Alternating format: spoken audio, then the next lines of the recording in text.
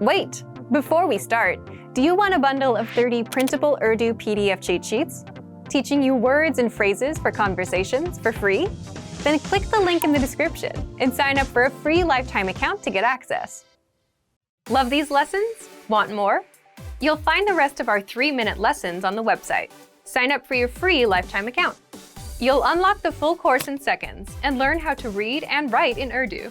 You also get tons of other audio and video lessons that will get you using the language from your very first lesson and teach you how to read, write, and speak. Plus, you'll get PDF lesson notes, cheat sheets, study tools, and much more. Click the link in the description below and sign up for your free lifetime account. Want to improve writing in your target language? In this guide, you'll discover the top 8 ways to practice and master writing with our lessons and learning program. Let's begin.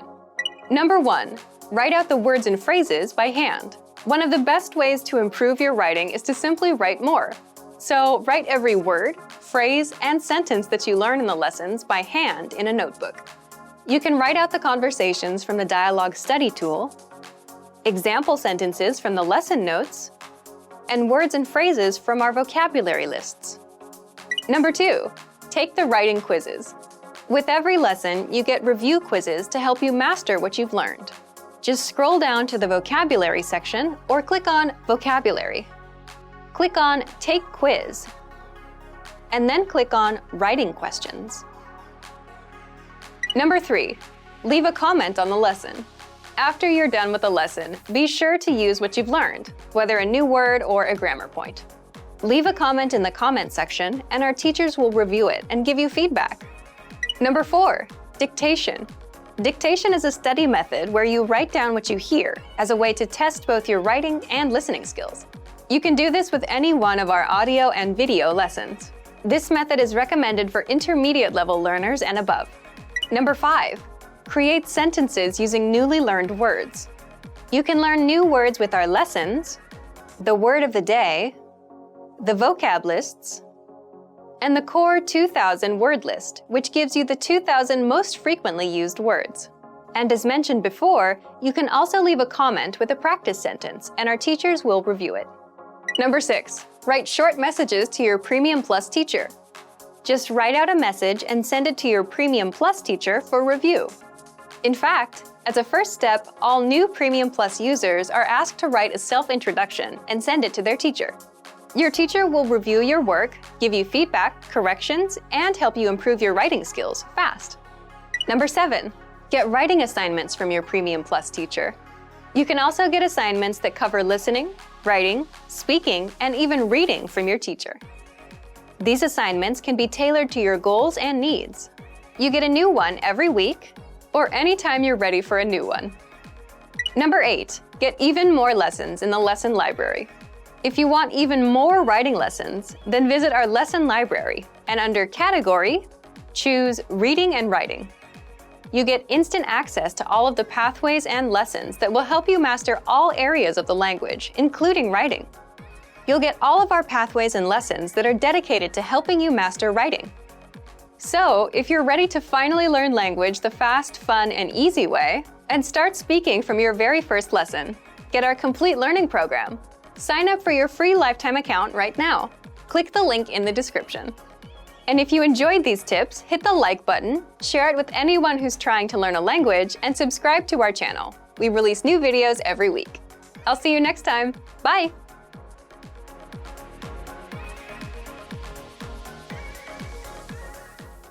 Did you download your free PDF cheat sheets yet? These conversation cheat sheets are an easy way to speak more, because you get cheat sheets for conversational topics like the weather, family, hobbies, and much more. And inside, you'll learn common questions and answers that you'd use in conversations, as well as tons of vocabulary. Don't miss out on this free gift. Click the link in the description to get access.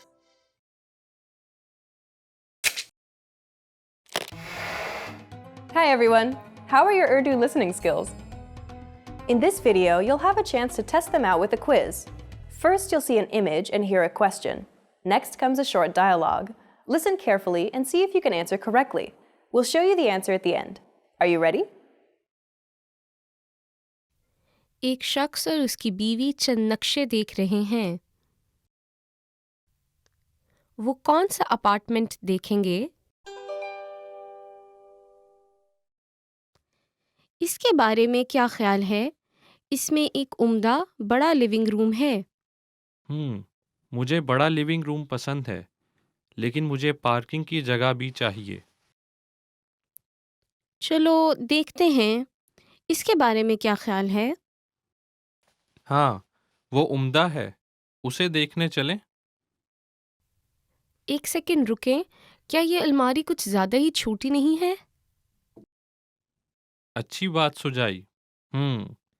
लगता है कि ऐसा कोई नहीं जिसको बेहतरीन कह सकें। रुकिए, ये कैसा लगता है? इसमें हमें दरकार हर चीज़ मौजूद है ना? और ये अलमारी काफ़ी बड़ी भी है। आए हम इसको देखते हैं। ठीक है। वो कौन सा अपार्टमेंट देखेंगे?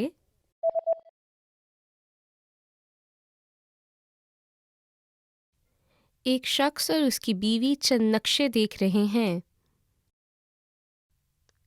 वो कौन सा अपार्टमेंट देखेंगे?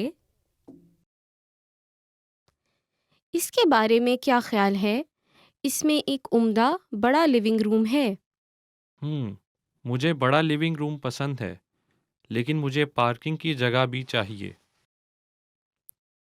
चलो देखते हैं, इसके बारे में क्या ख्याल है?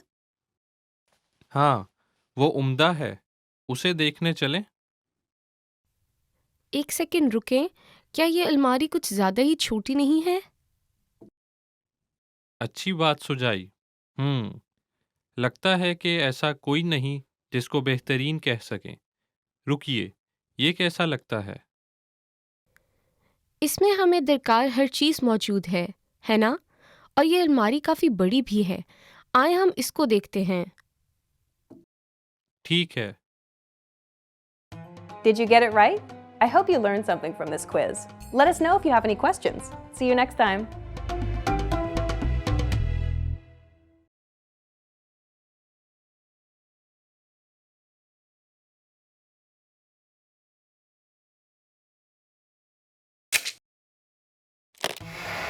How are your Urdu listening skills? First, you'll see an image and hear a question. Next comes a short dialogue. Listen carefully and see if you can answer correctly. We'll show you the answer at the end. Are you ready? एक लड़का अपनी journal से पढ़ रहा है। आज के दिन लड़के ने सबसे पहला काम क्या किया? आज मौसम बड़ा सुहाना था। मैं दोपहर में पूल पर स्विमिंग के लिए गया और शाम को मैं एक फिल्म देखने गया। मैंने भी सुबह भर पढ़ाई की। आज का दिन बुरा नहीं रहा। आज के दिन लड़के ने सबसे पहला काम क्या किया?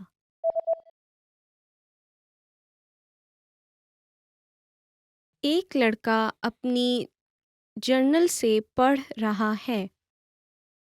आज के दिन लड़के ने सबसे पहला काम क्या किया? आज मौसम बड़ा सुहाना था। मैं दोपहर में पूल पर स्विमिंग के लिए गया और शाम को मैं एक फिल्म देखने गया। मैंने भी सुबह भर पढ़ाई की। आज का दिन बुरा नहीं रहा। Did you get it right? I hope you learned something from this quiz. Let us know if you have any questions. See you next time.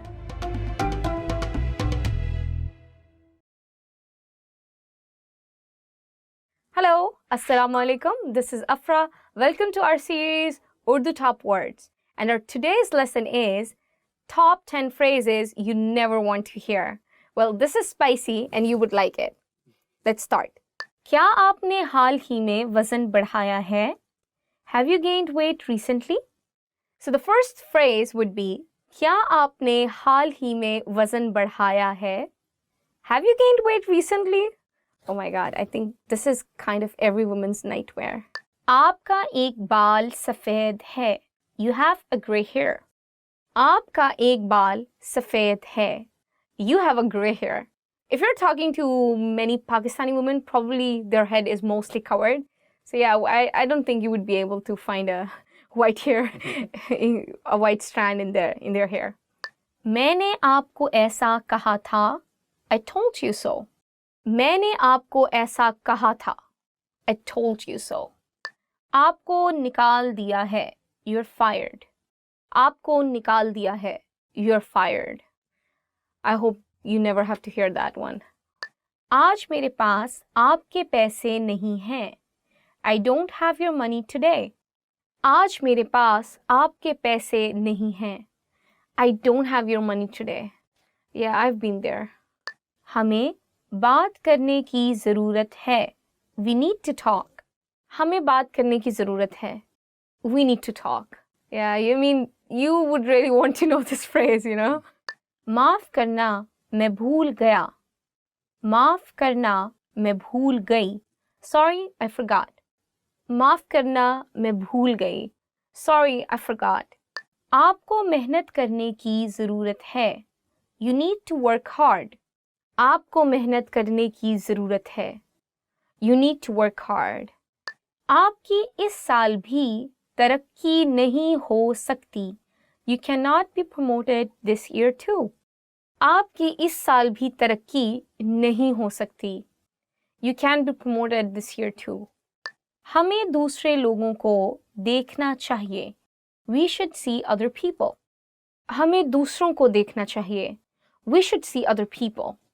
So that's all, guys. It's the end of another video lesson. If you liked it, make sure to give us a like and subscribe down below. Don't forget to check our website, www.urdupod101.com. See you until next time. Allah Hafiz. Urdu what? Urdu top words? Urdu top words, right? Yeah. Okay, I forgot.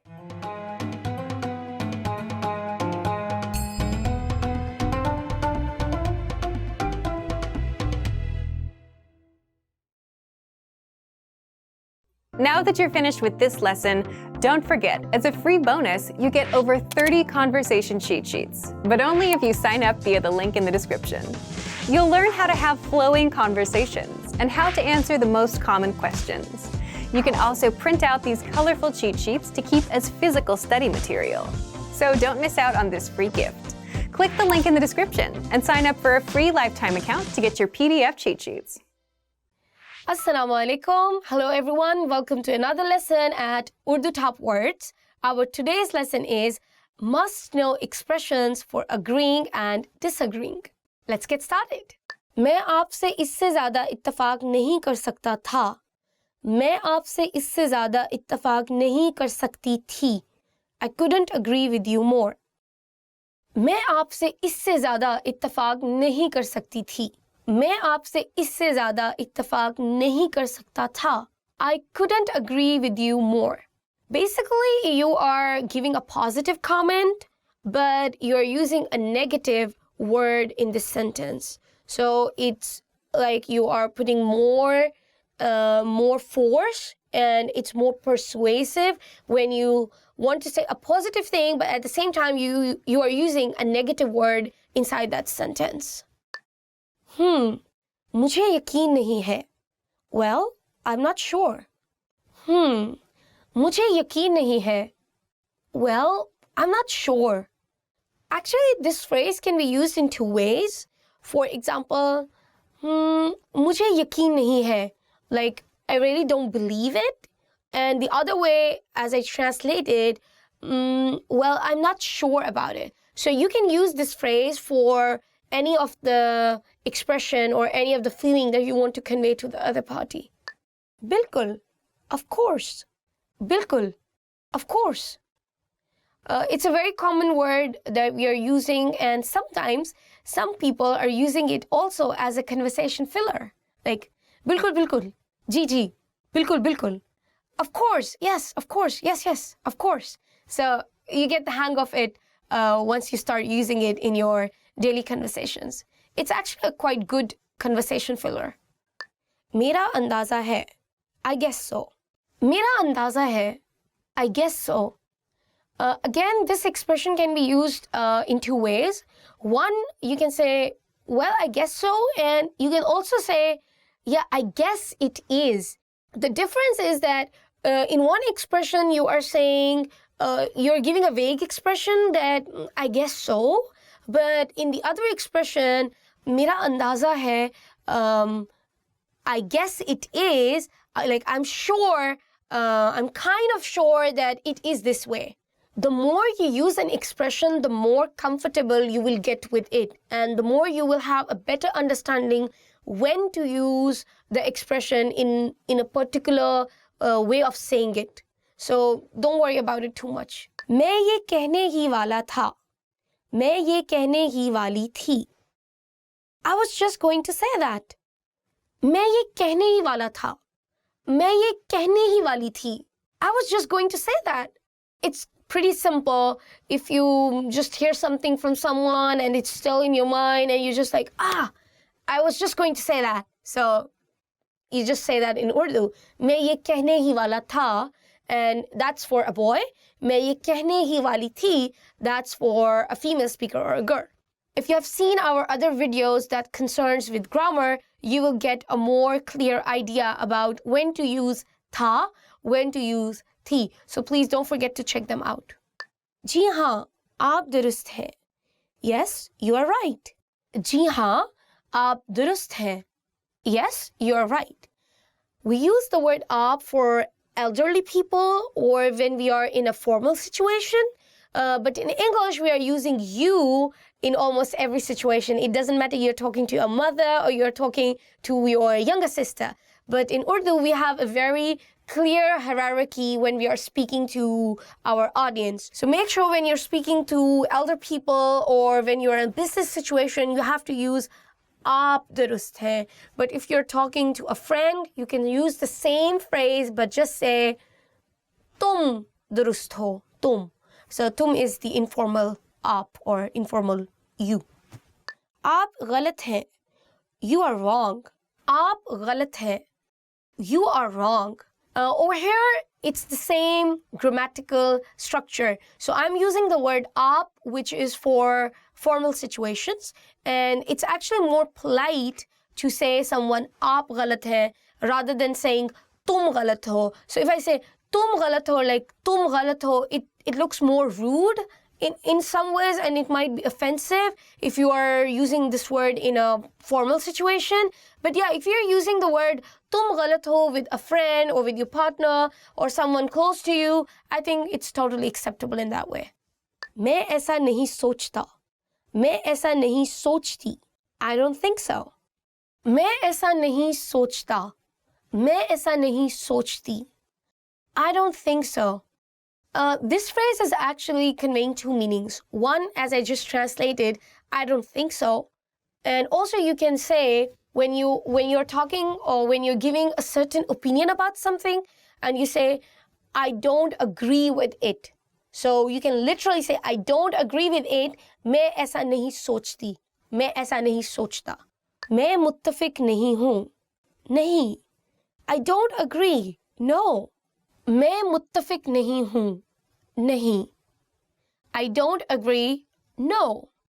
I think this is quite a strong expression, especially if you are in a formal situation, especially if you're working and you are talking to your boss, and it conveys a very strong opinion that I really don't agree with it, and it means a no from my side. So just practice and you will get a hang of it. मैं मुत्तफिक हूँ. I agree. मैं मुत्तफिक हूँ. I agree. So I hear you, I agree. Again, it's a very strong opinion, a very strong expression, and you can use it in formal or informal situations. But I think that people usually use heavy Urdu words generally when they are in formal situations. I hope, guys, you liked this video. If you did, please don't forget to give us a thumbs up and don't forget to comment below and subscribe to our YouTube channel. If you have any questions related to this topic or not to this topic, anyway, do comment. I'll be looking forward to it and answering all your questions. If you need to know more about our Urdu lessons, advanced material, and advanced videos for Urdu language, please check our website www.urdupod101.com. See you until next time. This is your host, Afra. Allah Hafiz.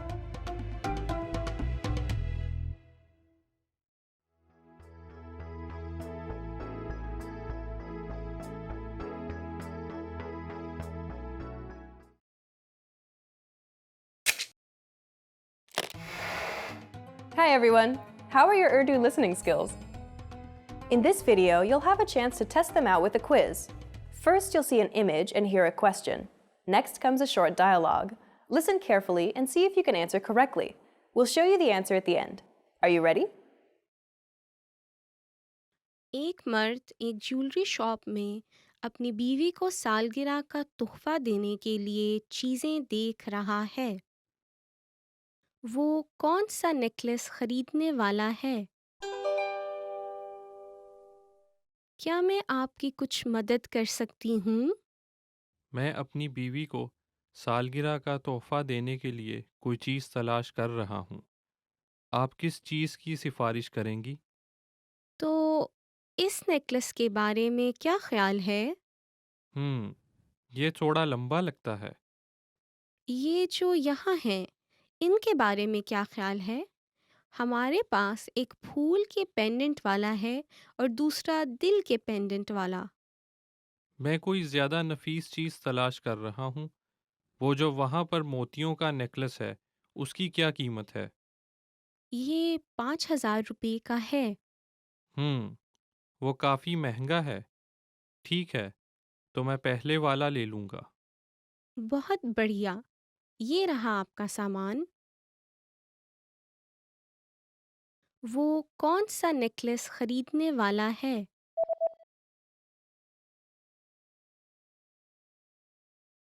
एक मर्द एक jewellery shop में अपनी बीवी को सालगिरह का तोहफा देने के लिए चीज़ें देख रहा है। वो कौन सा नेकलेस खरीदने वाला है? क्या मैं आपकी कुछ मदद कर सकती हूँ? मैं अपनी बीवी को सालगिरह का तोहफा देने के लिए कोई चीज़ तलाश कर रहा हूँ। आप किस चीज़ की सिफारिश करेंगी? तो इस नेकलेस के बारे में क्या ख्याल है? हम्म, ये थोड़ा लंबा लगता है। ये जो यहाँ हैं, इनके बारे में क्या ख्याल है? हमारे पास एक फूल के पेंडेंट वाला है और दूसरा दिल के पेंडेंट वाला। मैं कोई ज़्यादा नफीस चीज़ तलाश कर रहा हूँ। वो जो वहाँ पर मोतियों का नेकलेस है, उसकी क्या कीमत है? ये 5,000 रुपये का है। हम्म, वो काफ़ी महंगा है। ठीक है, तो मैं पहले वाला ले लूँगा। बहुत बढ़िया। ये रहा आपका सामान। Did you get it right? I hope you learned something from this quiz. Let us know if you have any questions. See you next time.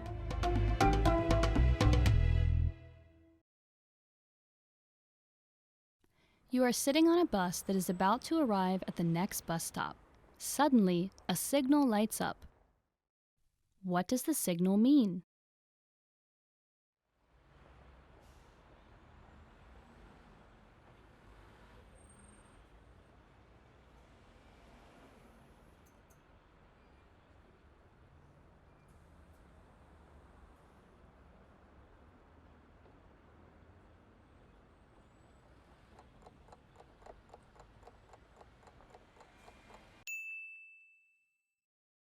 What does the signal mean?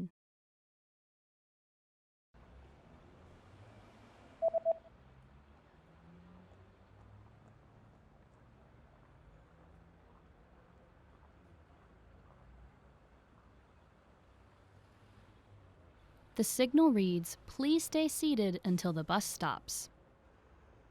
बराहे मेहरबानी, जब तक बस रुकती नहीं, बैठे रहिए।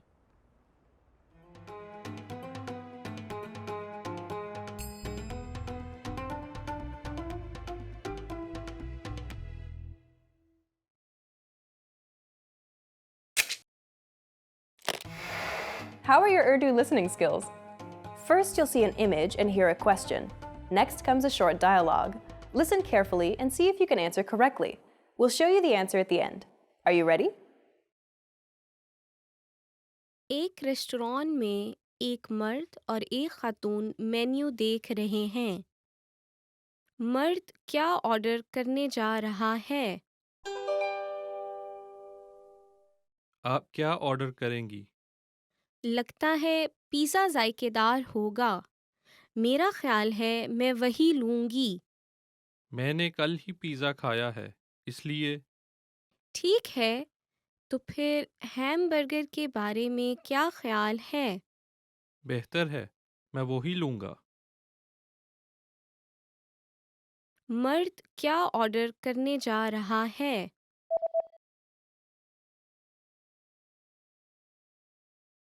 एक रेस्टोरेंट में एक मर्द और एक खातून मेन्यू देख रहे हैं।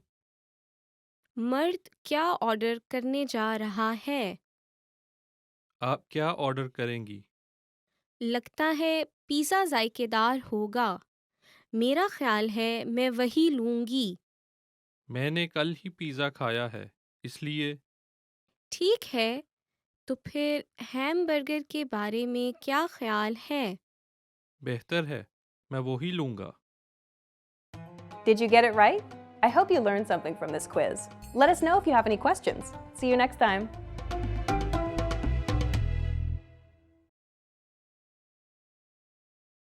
Want to improve reading in your target language? In this guide, you'll discover the top 10 ways to practice reading with our lessons and learning program. Let's begin.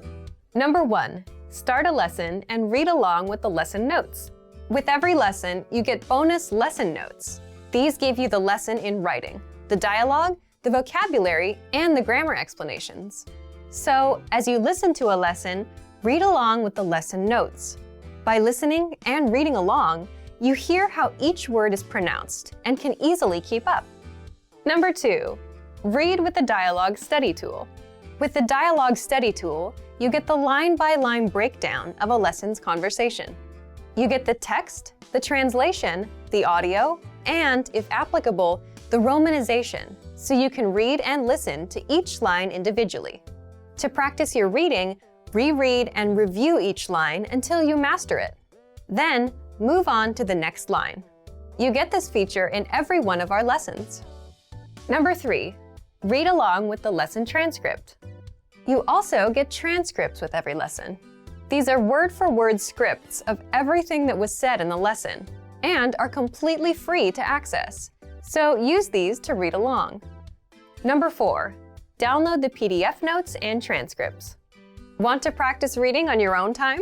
Save the lesson notes and transcripts as PDFs to your device and keep them forever. That way, you can open them up and practice reading at any time. You can also print the PDFs out to keep as physical reading material. Number 5, practice with extensive reading books. Extensive reading is a learning tactic where you read as many books as possible at a level that's easy for you. And you follow these 2 rules. 1, you skip over words you don't know, and 2, you jump to a new book if the current one is boring. The goal is to help you master reading, vocab, and grammar simply by reading a lot without getting stuck on minor words. You can find extensive reading books from absolute beginner level to advanced. These are simple, one-line per page books, and all of the translations are on the lesson page. Simply look for the extensive reading pathways in the lesson library. You can also download these books as PDFs and print them out. Number 6, take your time and read slowly. Whether you're reading with the notes, books, or the dialogue tool, be sure to take your time. Read the lines slowly on the first try, just like a child would when they start learning to read. This is so you can get acquainted with every word. Number 7, then speed up your reading. Once you've read a line slowly and are familiar with the words, start speeding up. Reread that same line a little bit faster on the second try, and then a little faster on the third try. Doing this will help you read faster. Number 8, take the reading comprehension video lessons. These lessons are specifically designed to test your reading skills. You're presented with a real-life scenario, such as reading a sign at the train station, and are tested on the words presented on the screen. Don't worry, you get the answer at the end. And translations are available in the dialogue section. Number 9, get reading assignments from your Premium Plus teacher. You can also get assignments that cover listening, writing, speaking, and even reading from your teacher. These assignments can be tailored to your goals and needs. You get a new one every week, or anytime you're ready for a new one. Number 10, get even more lessons in the lesson library. If you want even more reading lessons, then visit our lesson library and under Category, choose Reading and Writing. You get instant access to all of the pathways and lessons that will help you master all areas of the language, including reading. And if you're ready to finally learn language the fast, fun, and easy way, and start speaking from your very first lesson, get our complete learning program. Sign up for your free lifetime account right now. Click the link in the description. And if you enjoyed these tips, hit the like button, share it with anyone who's trying to learn a new language, and subscribe to our channel. We release new videos every week. See you next time. Bye!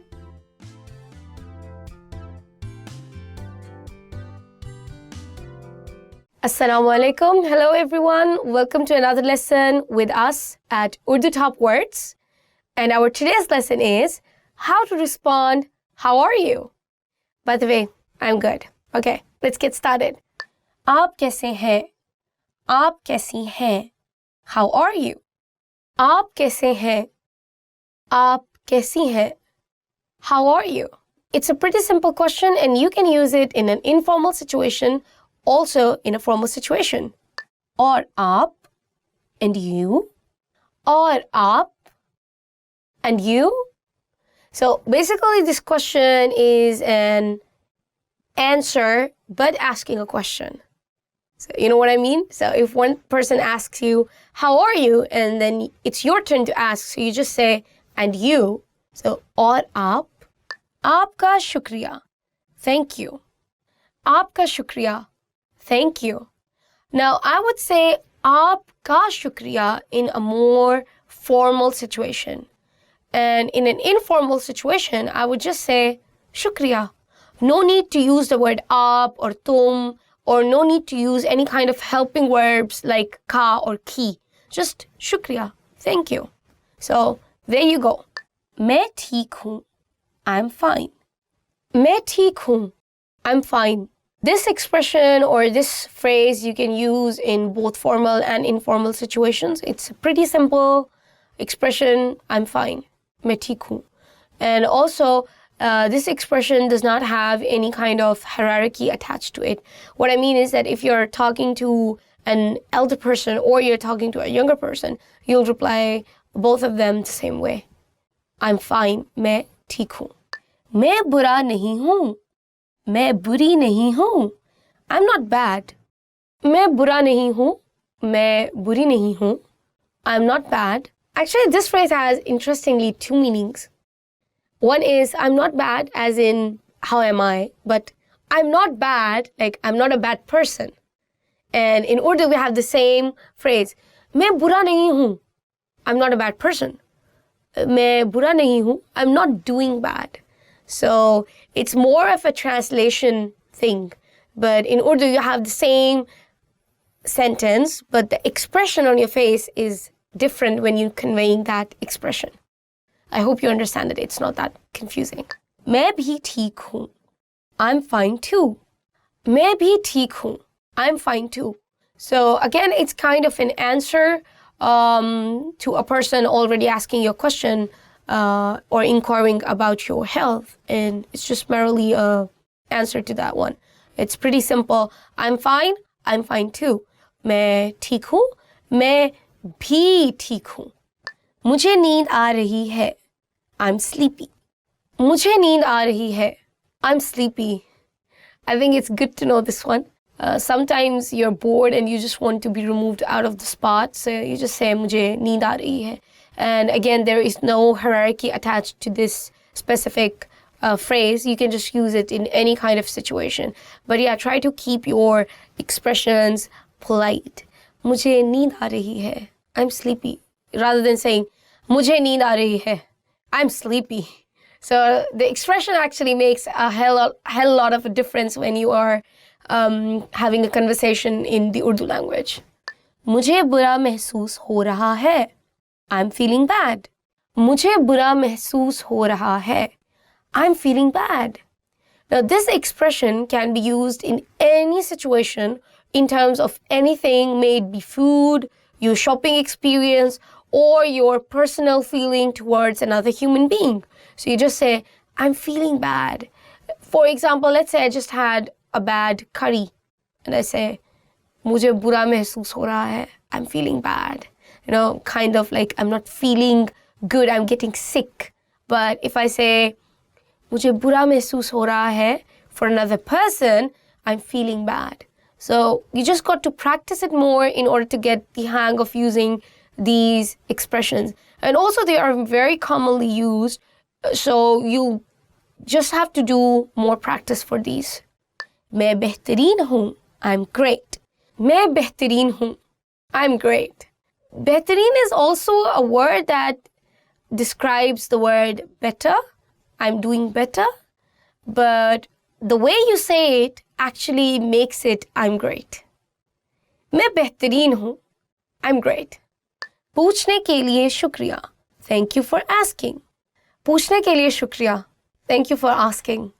It's, I think, more used when we are talking to our elders or but I think, you can use it for both formal or informal situations. As the translation says, thank you for asking. So it's polite. It's polite to use such phrases. This is all for our lesson today, guys. If you liked our video, don't forget to give us a thumbs up and don't forget to subscribe below. If you have any questions for me related to the topic or not related to the topic, feel free to comment below. If you need to know more about our Urdu videos or advanced lessons and you want to really get good in the Urdu language, please visit our website www.urdupod101.com. See you next time. Allah Hafiz.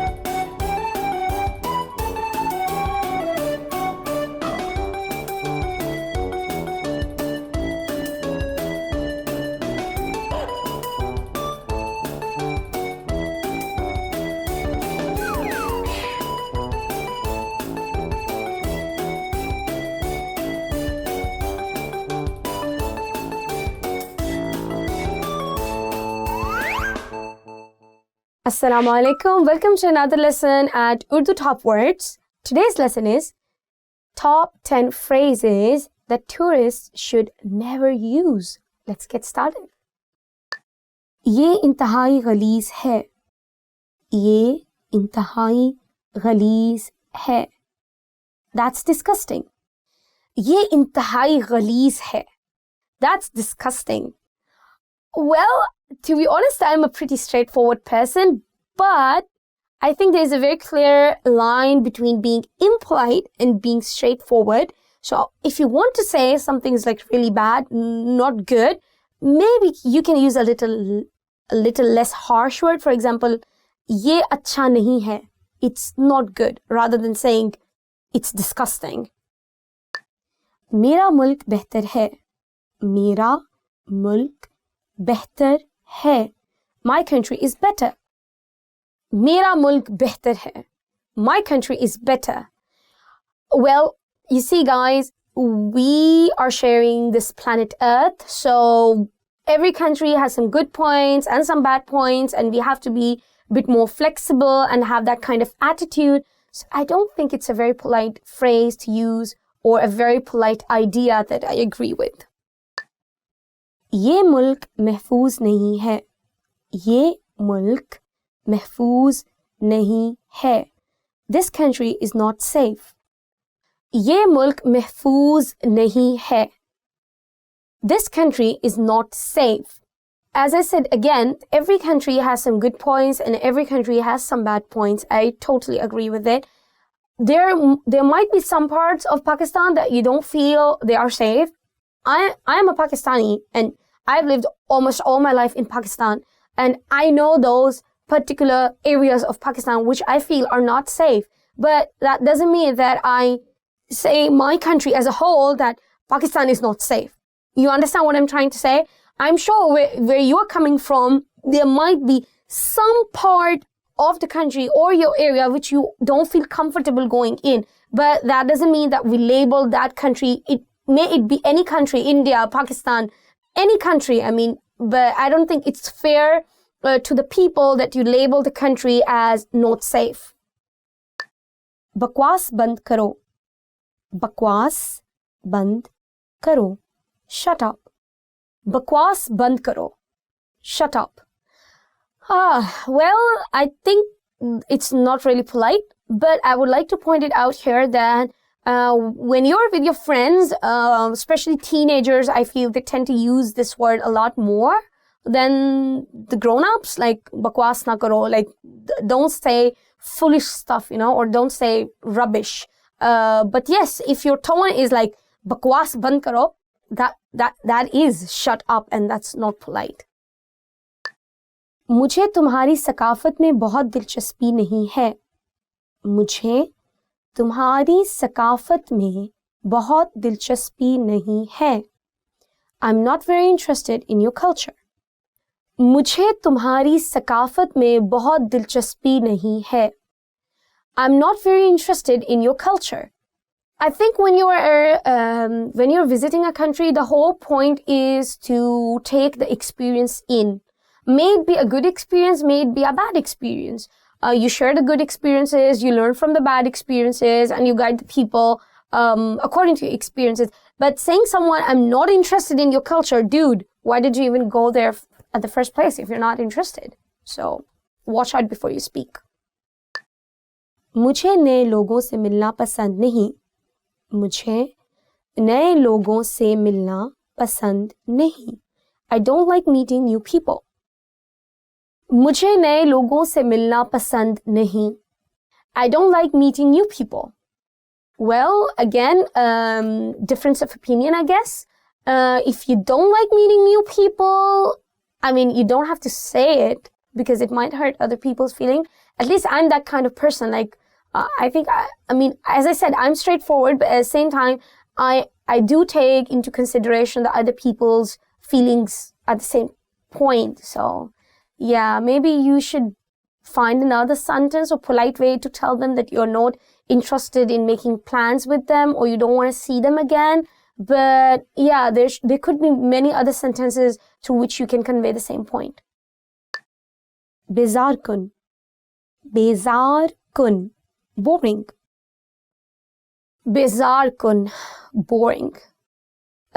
If you don't like something, you can say मैं bore हो रही हूँ, like I'm a bit bored. But if you say like bezar kun, if you are in a circle of friends, I think it's totally okay. But if you are if you're a tourist and you're meeting some new people and they are they are your host or they are taking different places, maybe there might be some better sentences through which you can convey that this place is not really interesting to you and you want to have a different kind of experience, because as a tourist, you don't want to waste your money as well. I totally understand that. And you want to do things which are interesting to you, the things you can actually enjoy. But saying that, you need to come up with some other sentences to convey that to your host or your tour guide or whoever you are with. उसका बहुत बुरा जायका है. उसका बहुत बुरा जायका है. This tastes awful. इसका बहुत बुरा जायका है. this tastes awful. Well, you might not like the taste. Please try to find polite way to say that you don't like it. But for me as a person, usually I leave the food and I just put it on the side.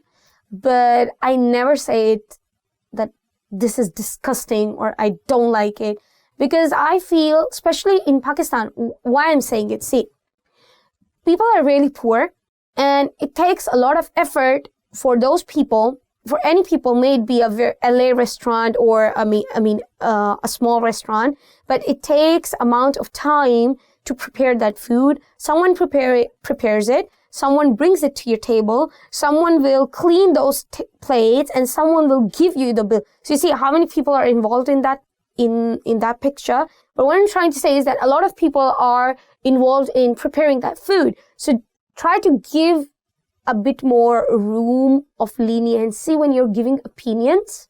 This is the kind of person I am. So yeah, I think it's not really polite. मैं hotel में दिन गुजारूंगा, मैं hotel में दिन गुजारूंगी, मैं hotel में दिन गुजारूंगा, मैं होटल में दिन गुजारूंगी. I'm going to spend the day in the hotel. मैं होटल में दिन गुजारूंगा, मैं होटल में दिन गुजारूंगी. If you are a girl, गी. If you're a guy, ga.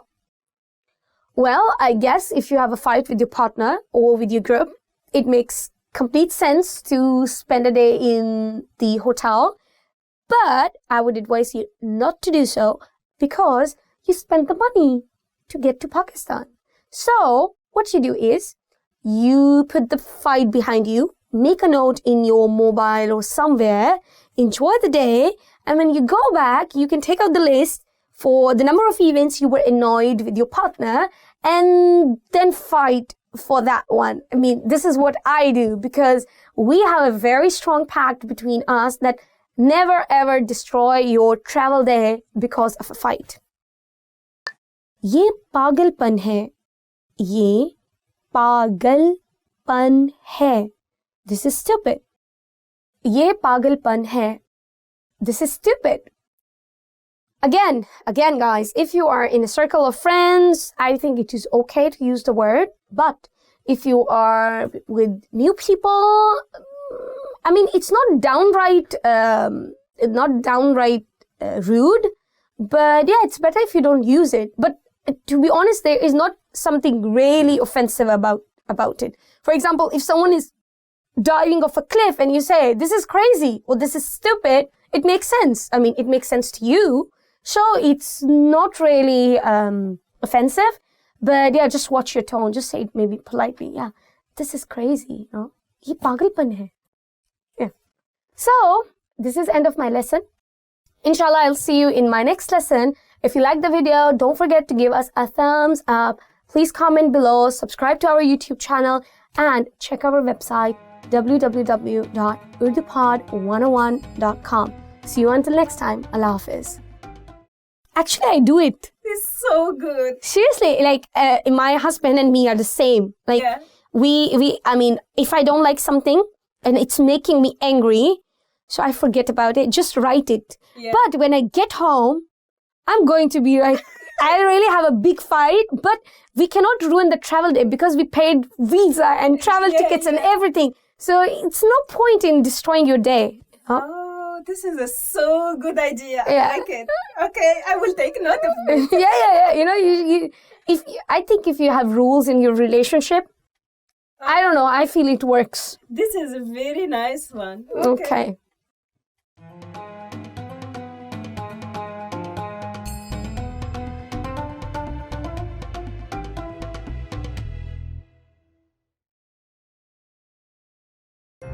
Hi everybody, I'm Afra from UrduPod101.com.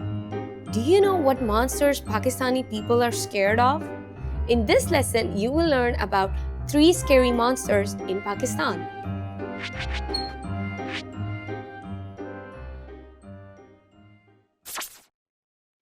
Let's start with the most popular monster, Chudail. Chudail. It can be translated as back-footed in English because it's a woman with backward-facing feet. She appears in deep, dark woods to lure unsuspecting travelers, mostly men. It is unclear what happens to them, but they never return home. That sounds pretty scary, right?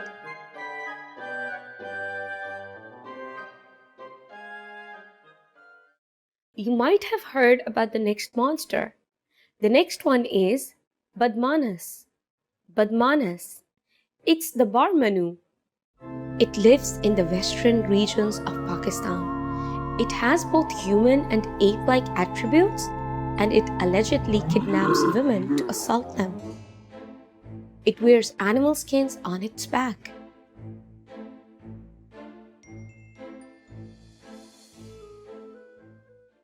Okay, here's the last monster, Salila. Salila. Have you heard of this next one? This is the Silla. A Silla is a female jinn. The creatures below demons and angels.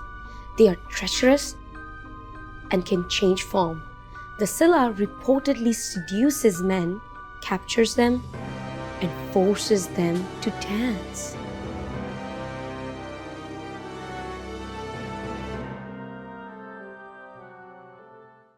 Let's wrap up this lesson by recapping what we have learned. Listen to the names of each monster and repeat after me. Back-footed, Churel,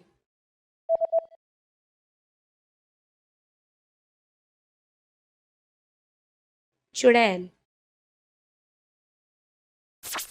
Barmanu, Badmanas,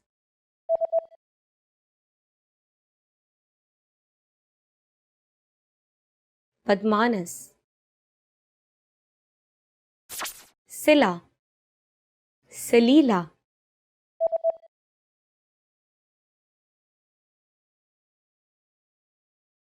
Salila,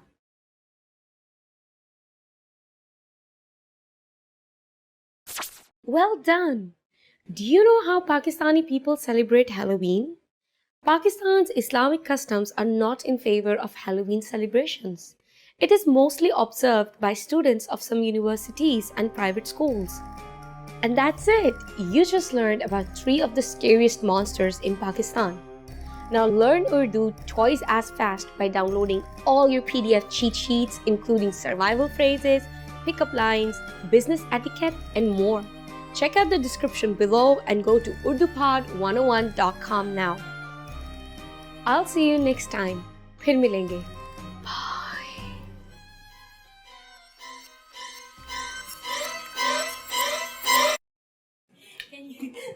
That was not mysterious at all. Yeah, it's very informative. Yeah, I saw you like just like yeah. Finished?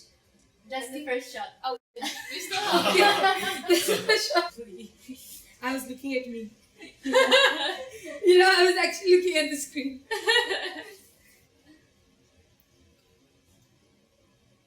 The creatures below, the creatures, and forces them to dance.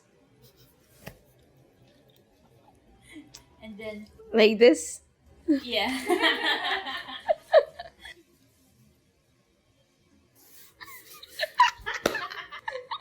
Gonna do it again or what? Hello, Assalamu alaikum. Welcome to Urdu Top Words.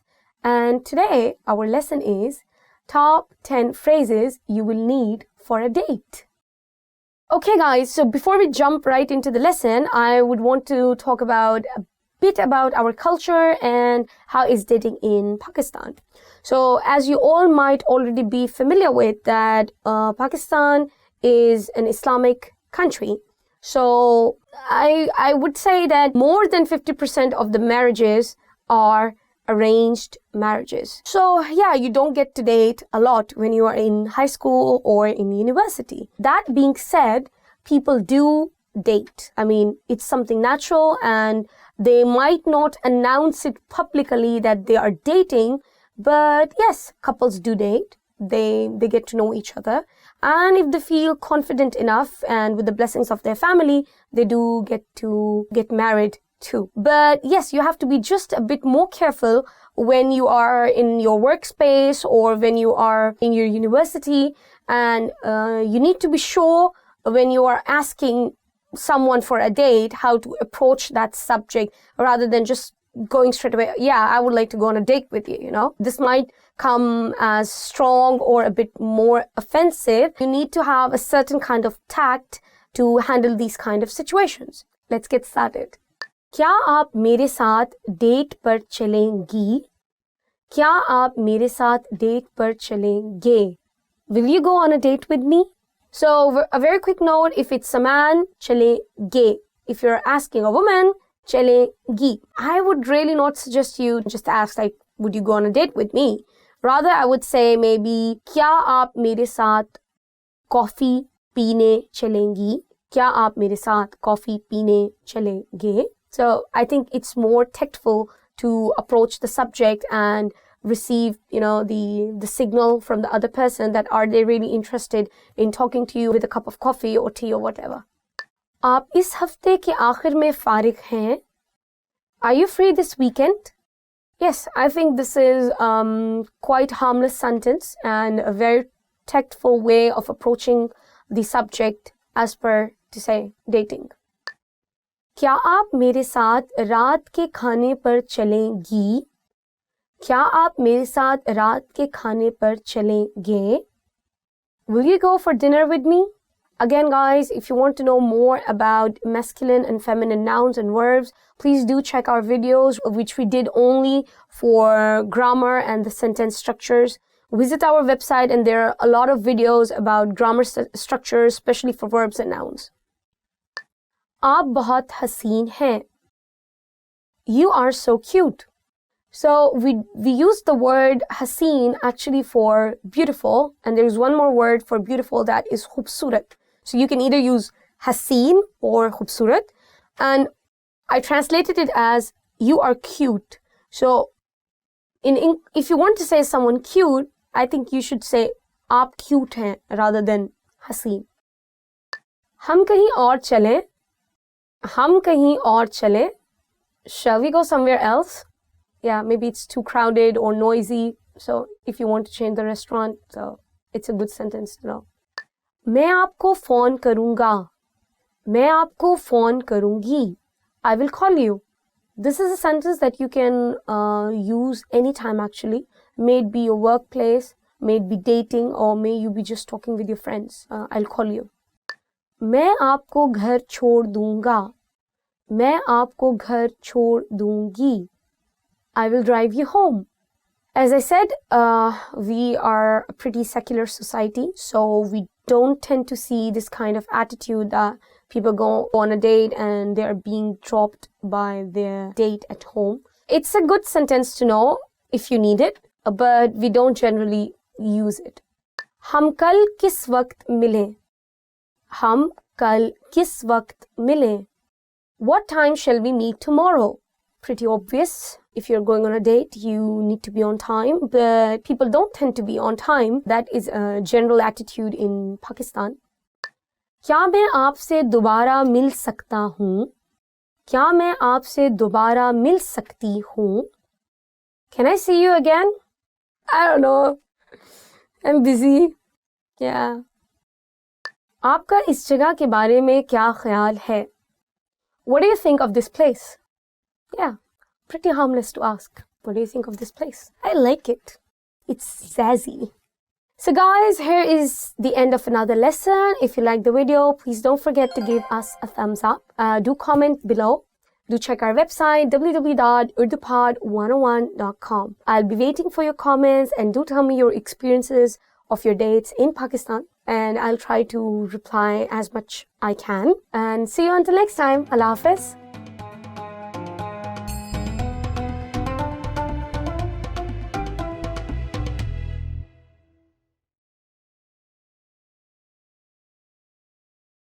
Assalamu alaikum. Welcome to another lesson at Urdu Top Words. Our today's lesson is 10 ways to say hello. Let's get started.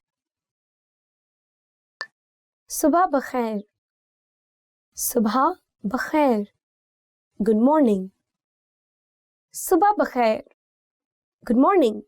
See, there are two pronunciations for this word. One is subha bakhair, and you can also say subha bakhair. I don't know which way sounds more natural to you, but I think it's more to do with your tongue, how you roll it. So usually I say it like subha bakhair. Hello. Hello. Hello. Hello. Hello. Again, it's not a traditional Urdu word. We have gotten it from another language into the Urdu language.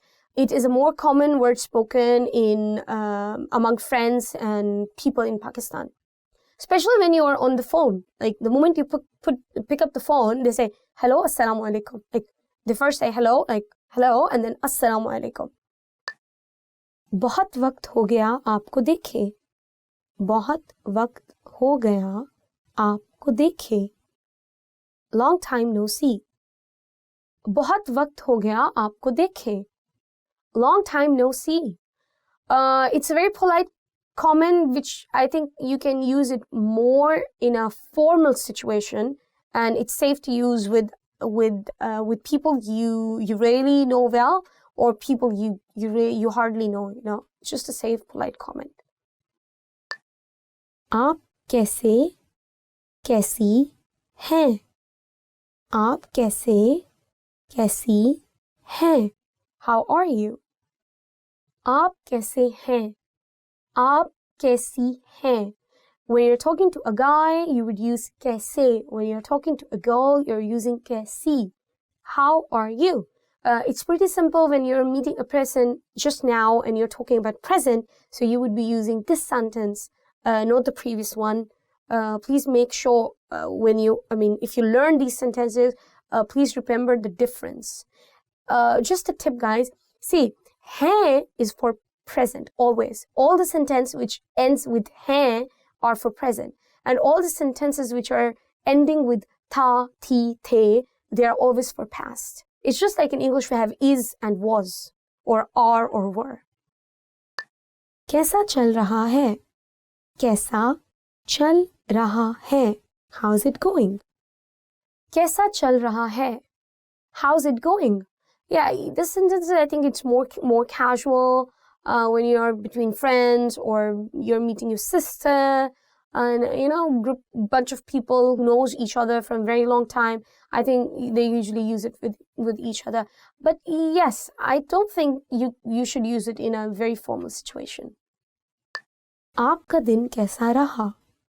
आपका दिन कैसा रहा? How's your day? आपका दिन कैसा रहा? How's your day? It's a very good sentence to know. I mean, when your husband comes back, or people are returning from their work, you can ask them about their day, and you just ask like, आपका दिन कैसा था? Yeah, आपका दिन कैसा गुजरा? How was your day? How did your day go? Something like that. क्या चल रहा है? क्या चल रहा है? What's up? क्या चल रहा है? What's up? It's a super casual sentence, and I think we usually use it with our friends, family members, but I don't think for a formal situation it's more suitable.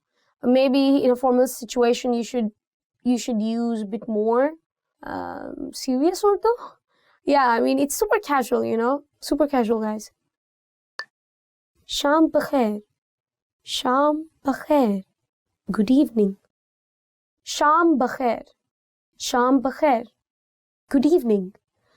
Again, guys, we really don't use this word anymore.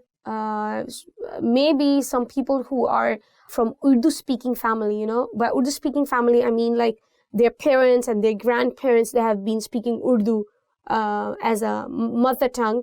They might be more prone to using these words in their day-to-day conversation, but I really don't hear it a lot, at least in my age group. I mean, people of my age group, and I'm not really that old. Just for the record, 26 only. So I don't really see those people using it. Instead, we usually use like good morning, that is like suba bakhair, and good night, shab bakhair, but we never use these two words like for good afternoon and good evening. But I would say assalamu alaikum. This is the safest word you can use in any time of the day. Like the moment you see a person, just say assalamu alaikum. So it's kind of hello. Whatever may the time be, because you just saw him, you just say assalamu alaikum and it's safe. आपसे मिलकर अच्छा लगा. आपसे मिलकर अच्छा लगा. It's nice to meet you. आपसे मिलकर अच्छा लगा. It's nice to meet you. A good sentence to always know if you're meeting new people or you're meeting someone after a long time, if you know them. Yeah, but if you know them for a very long time, it sounds kind of illogical to say aapse milkar acha laga because you're meeting them because you like them, you know. But yeah, it's a good sentence to know if you're meeting new people. सब कुछ कैसा है? सब कुछ कैसा है? How's everything? सब कुछ कैसा है? How's everything? Again, super casual, but this you can also use in your formal situations. I mean, there's a very right amount of balance in the sentence structure. So yes, you can use it with your bosses. I mean, in your workplace. So guys, this is the end of another lesson. If you like the video, please don't forget to give us a thumbs up. Please comment below and tell me what is your favorite phrase for saying hello when you meet new people.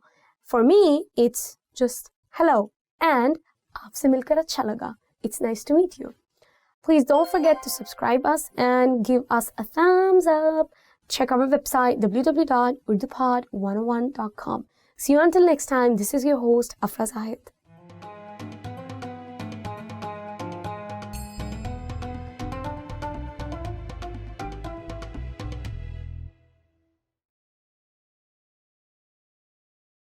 Hello, Assalamu alaikum. This is Afra and welcome to our series Urdu Top Words. So our today's lesson is top 10 hardest words to pronounce.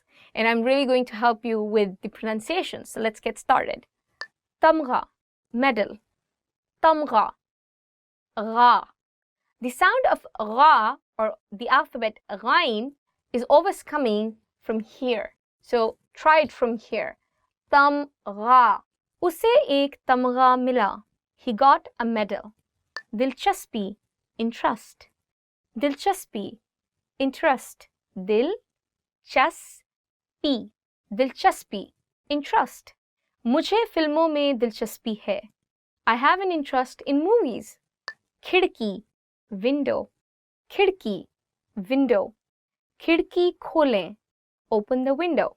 Probably it is quite difficult because I think I've never studied this word in English or in Arabic, so it's kind of hard to get it in the first go. So just keep practicing, and the tip would be to keep rolling your tongue.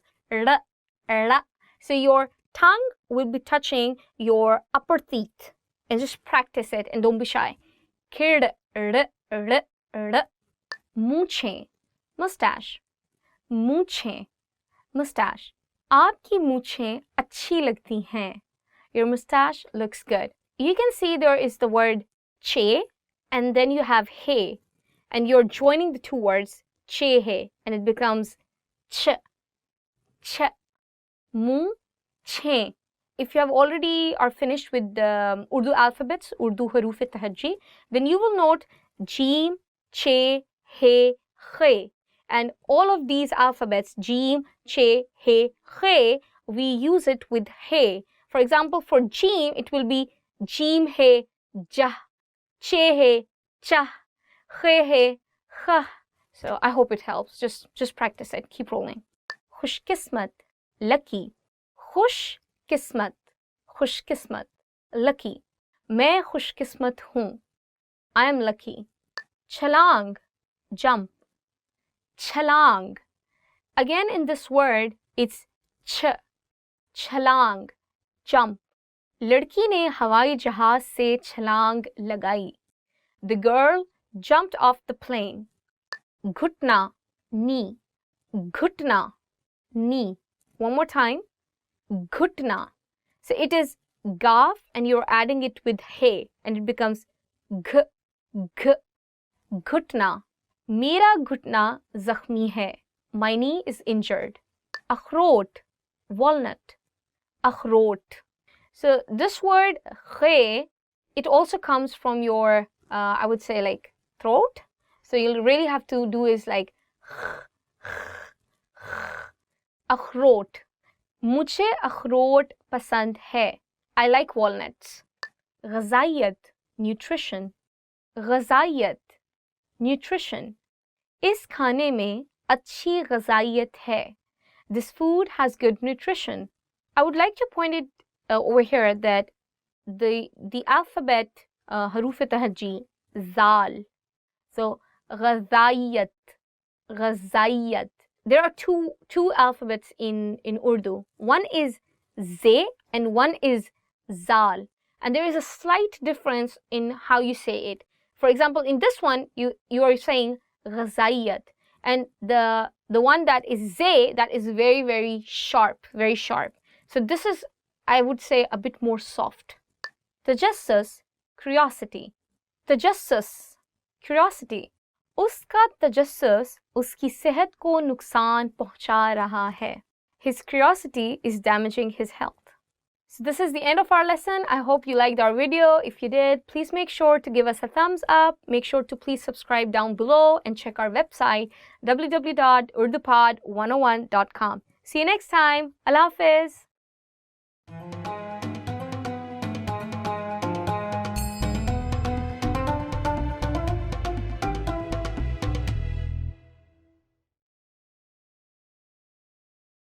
You are at a bus terminal where you're attempting to buy a ticket from a ticket counter. There are 4 different counters.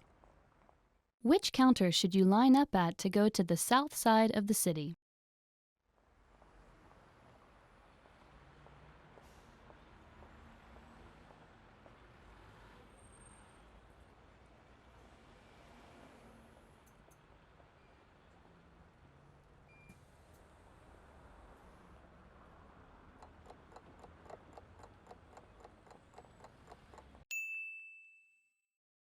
Which counter should you line up at to go to the south side of the city?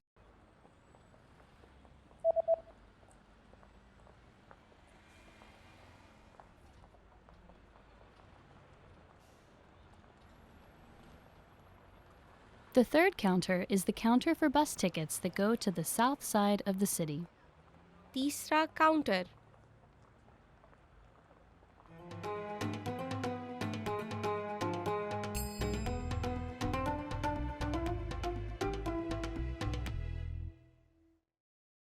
Hello, Assalamu alaikum. My name is Afra and welcome to our series Urdu Top Words. So our today's lesson is Top 10 Ways to Remember Words. Let's get started. Dohrai, repetition. Dohrai, repetition. Dohrai सीखने का अहम हिस्सा है. Repetition is an important part of learning. I think that is very true. The more you repeat, the more you will remember the word. And I would suggest making a deck of Urdu words in your mobile and just repeating it every day. The more you repeat, the more you'll remember it. Subtitles के साथ TV series देखकर. Watching TV series with subtitles. Subtitles के साथ TV series देखकर. Watching TV series with subtitles. Subtitles के साथ TV series देखकर मज़ा नहीं आता. Watching a TV series with subtitles is not fun. I think I agree with it a bit, but at the same time, if you do have subtitles, I think you'll understand the language better and it will expose you to some new vocabulary and the story as a whole will make more sense to you if you're watching it with subtitles. So give it a try. लिख कर मश्क करना, to practice by writing. लिख कर मश्क करना, to practice by writing. लिख कर मश्क करना ज़बान सीखने के लिए ज़रूरी है. Practicing writing is important for learning language. Having a written practice, it's not for everyone. A lot of people don't enjoy it. It could be one key way to remember all the words that you learned during your journey of UrduPod101.com. बुलंद आवाज से पढ़ना, reading out loud. बुलंद आवाज से पढ़ना, reading out loud. तालिब इल्म बुलंद आवाज से सबक पढ़ रहा है. The student is reading the lesson out loud. I think it is one of the most effective ways because when you're hearing your voice again and again, you learn the pronunciation better, and every time you hear it, you're actually revising it. You might be shy because I know there are some intimidating words in Urdu language, not the words, I mean alphabets like ghain, kha, qaf, kaf, but the more you say them out loud, it will make more sense to you and it will come to you more naturally when you're having a conversation. Kahaniyan banana, making stories. Kahaniyan banana, making stories. So who doesn't like to learn a word and make or associate some story with it, and then you can always remember the word. Kahaniyan banana uski aadat hai. Making up stories is his habit. याद दिलाने वाली तस्वीर बनाना, drawing reminding illustrations. याद दिलाने वाली तस्वीर बनाना, drawing reminding illustrations. याद दिलाने वाली तस्वीर बनाना फ़ायदेमंद मश्क है. Drawing reminder illustrations is a useful exercise. अल्फाज के दरमियान ताल्लुक़ कायम करना, creating associations between words. अल्फाज के दरमियान ताल्लुक़ कायम करना, creating associations between words. अल्फाज के दरमियान ताल्लुक़ कायम करना सीखना ज़बान सीखने के लिए अहम है. Learning to create associations between words is important for learning language. सुनकर याद करना, to memorize by listening. सुनकर याद करना, to memorize by listening. सुनकर याद करना मुश्किल है. Memorizing by listening is difficult. सादा इबारतों को पढ़ना, reading simple texts. सादा इबारतों को पढ़ना, reading simple texts. सादा इबारतों को पढ़ना आसान है. It is easy to read simple texts. I think for learning a new language, this is the most effective technique of all, that always read. Wherever you're going, like even as a tourist, just try to read the words on the signboard. And I think it would be a good practice for you to learn new words and as well to revise the existing word vocab that you have from urdupod101.com. Radio के प्रोग्रामों को सुनना, listening to radio programs. Radio के प्रोग्रामों को सुनना, listening to radio programs. Radio के प्रोग्रामों को सुनना मेरी आदत है. Listening to radio programs is my habit. I think this one is actually really for me. Then I'm really into radio programs, and especially for the Urdu ones, I would say that if you listen to Urdu radio programs, it would really amaze you because the kind of content they have is the normal Urdu that we use in our day-to-day life.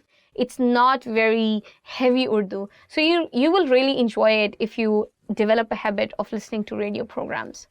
So this is the end of our lesson, guys. If you liked our video, please don't forget to give us a thumbs up. Please subscribe down below. And don't forget to check our website, www.urdupod101.com. See you until next time. Allah Hafiz.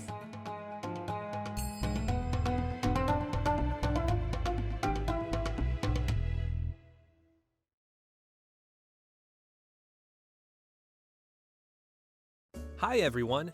Do you know the 1,000 most useful phrases in Urdu? In this lesson, you'll be able to know all of them, so sit back, relax, and have a cup of tea as you listen and learn. गुसल खाना कहाँ है? ज़रा सुनिए. ज़बरदस्त. मेरे कुछ तहफ़्फ़ुज़ात हैं. ये कितने का है? ये क्या है? शुक्रिया. सच में? क्या आप मुझे कुछ रियायत दे सकते हैं? क्या वाईफाई मुफ्त है? क्या मैं चेक ले सकता हूँ? आपके पास कोई भी सिफारिशात हैं? मैं ये पहन के देख सकता हूँ?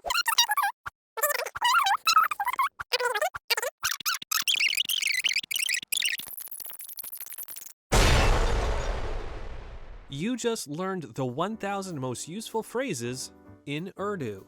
And if you're interested in learning more, try learning the core 2,000 word list. With this, you'll understand 95% of the language, and best of all, this is not a joke. Check out the description below and go to urdupod101.com now. See you next time.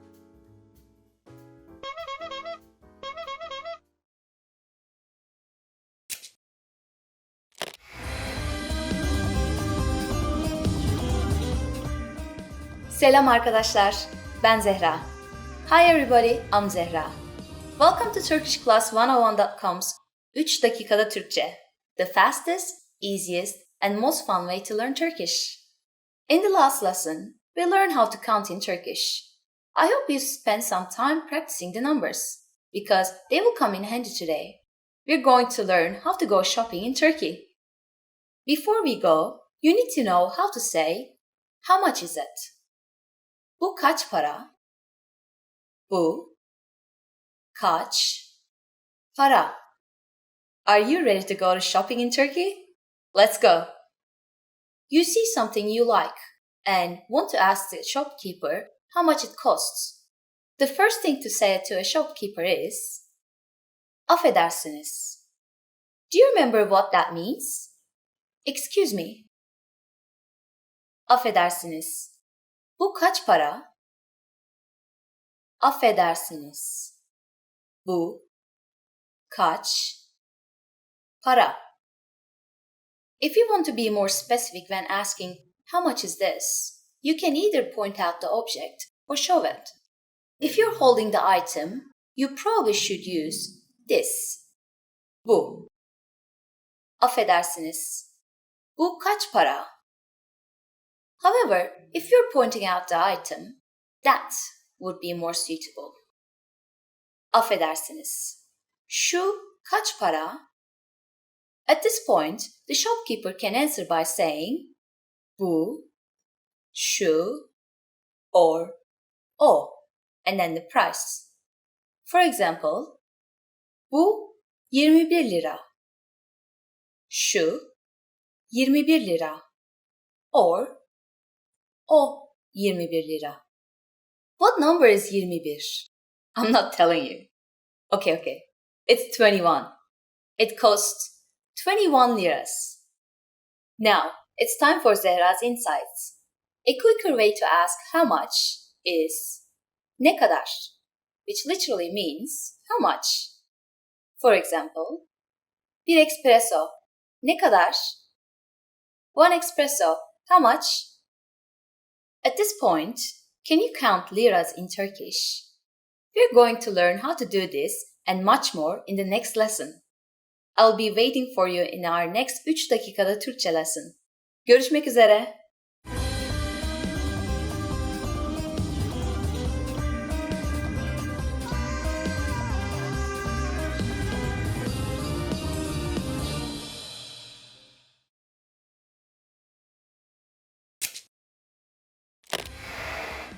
Hi everyone, I'm Gabriella. How are your Turkish listening skills? In this video, you'll have a chance to test them out with a quiz. First, you'll see an image and hear a question. Next comes a short dialogue. Listen carefully and see if you can answer correctly. We'll show you the answer at the end. Are you ready? Bir kadın kitapçıdaki mağaza görevlisine bir şey soruyor. Kadın hangi kitabı görmek istiyor?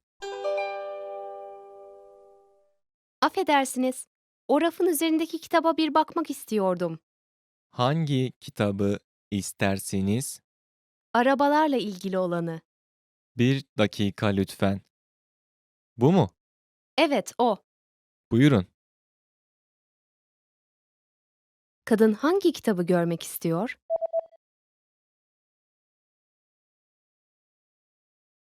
Bir kadın kitapçıdaki mağaza görevlisine bir şey soruyor. Kadın hangi kitabı görmek istiyor? Affedersiniz, o rafın üzerindeki kitaba bir bakmak istiyordum. Hangi kitabı istersiniz? Arabalarla ilgili olanı. Bir dakika lütfen. Bu mu? Evet, o. Buyurun. Did you get it right? I hope you learned something from this quiz. Let us know if you have any questions. See you next time.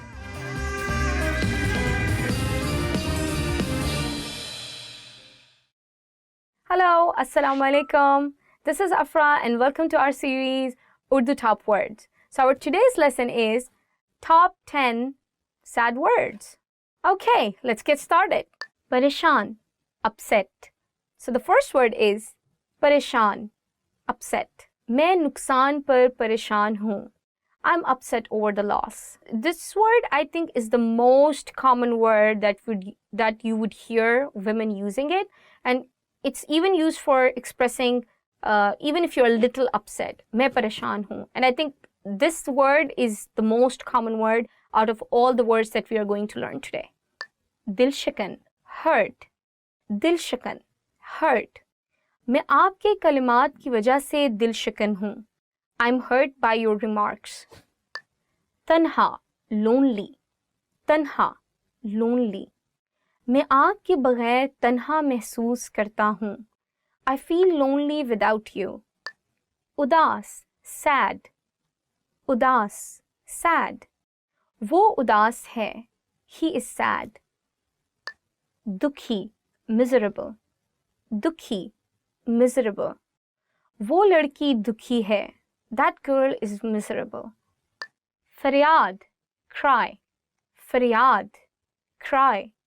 कोई भी गरीबों की फरियाद नहीं सुनता है. No one listens to cry of poor. So even though I translated the word faryad as cry, it does not literally means crying as in crying as a person.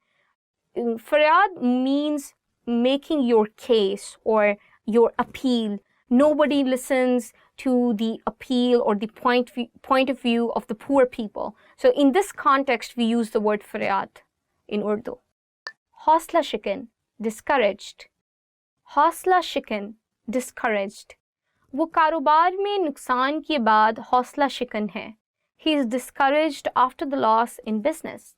मायूस, disappointed. मायूस, disappointed. टीम की कारकर्दगी मायूस किन थी. The team's performance was disappointing. I think after the word pareshan, this would be the most common word that you would encounter in your daily conversations. So do remember this one. Nakhush, unhappy. Nakhush, unhappy. मैं इस मसरूफ शहर में नाखुश हूँ. I am unhappy in this busy city. Nakhush is kind of opposite to the word khush, which means happy. And I think you can use it in almost any situation, that if you're unhappy about your food or the movie or the clothes, or so it's an easy word to use with any kind of noun or verb. Takleef deh, painful. Takleef deh, painful. Talaq ek takleef deh amal hai. Divorce is a painful act. I would just like to highlight over here that the word takleef itself means pain, and you can also use this word in expressing your physical pain if you have any. So yeah, it's a good word to learn. So guys, here's the end of another video lesson for you. If you liked our video, make sure to give us a thumbs up, make sure to subscribe down below, and do check our website for many lessons, www.urdupod101.com. See you until next time. Allah Hafiz.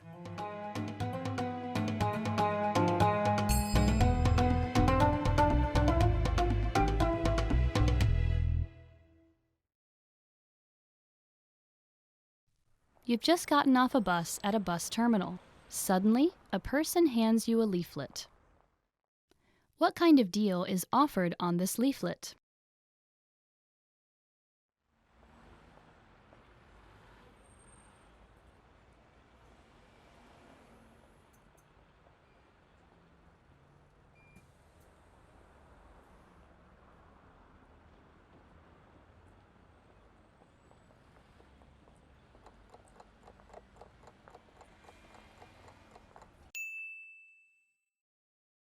What kind of deal is offered on this leaflet?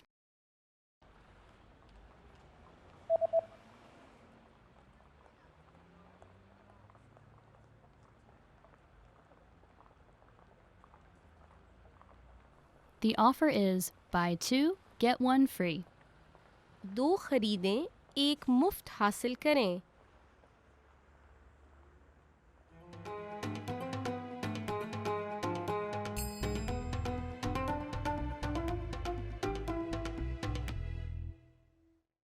Assalamu alaikum. Welcome to another video of Urdu Top Words. So our lesson for today would be top 10 phrases your parents always say. Let's get started. ख्याल रखना, ख्याल रखना, be careful. ख्याल रखना, be careful. This word also tends to mean please take care. And yes, we can also use it for be careful. खामोश रहो, खामोश रहो, be quiet. खामोश रहो, be quiet.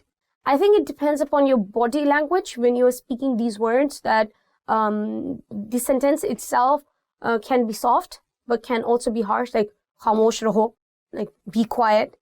But yeah, खामोश रहो, like stay quiet or be quiet. अपना घर का काम करो, अपना घर का काम करो, do your homework. अपना घर का काम करो, do your homework. This can also mean homework as in schoolwork, but it can also mean your house chores. For example, washing dishes or clothes or something like that.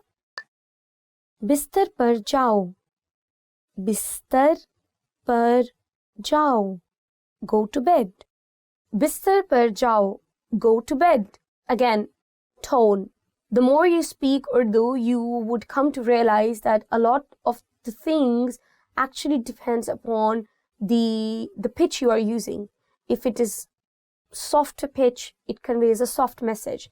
But if it is a harsh or hard pitch or a loud pitch, I would say, then it conveys a bit more strict message.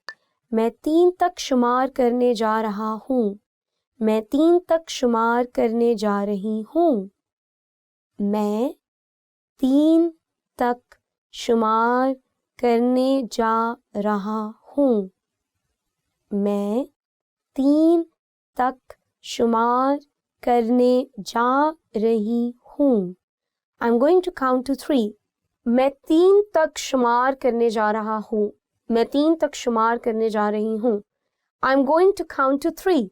We use this sentence in terms of games, but yes, also as a warning to our kids that I'm going to count to 3. So you better stop what you're doing. आपने क्या कहा? आपने क्या कहा? What did you say? आपने क्या कहा? What did you say? See, we can use it 2 ways. Or I think more than 2 ways, but I will just demonstrate 2 ways. आपने क्या कहा? What did you say? आपने क्या कहा? What did you say? So you get the picture. I mean, I hope you understand the idea that your tone really makes up the meaning of your sentence, even though however literally you translate it. मैं मजाक नहीं कर रहा. मैं मजाक नहीं कर रही. मैं मजाक नहीं कर रहा. मैं मजाक नहीं कर रही. I'm not kidding. मैं मजाक नहीं कर रहा. मैं मजाक नहीं कर रही. I'm not kidding. Well, I guess mothers usually use it to make it clear that whatever they are saying has some weightage, but I really don't see the effect of the sentence on the kids anymore. अब TV बंद कर दो. अब TV बंद कर दो. Turn the TV off now. अब TV बंद कर दो. Turn the TV off. Oh my God, I think this is the only sentence that I hear my mother using it all the time in the home with my younger siblings. अब TV बंद कर दो. So, yeah, you better really learn it. मैंने अभी क्या कहा था? मैंने अभी क्या कहा था?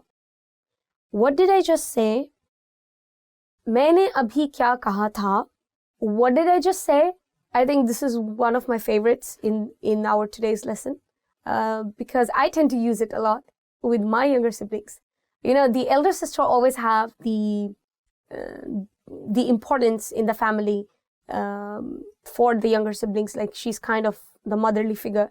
So I do get to use that a lot with my younger siblings. But I do use it like मैंने अभी क्या कहा था, like with a really strict sound. You know, yeah, I can be strict. आपने अपने दांतों को brush किया.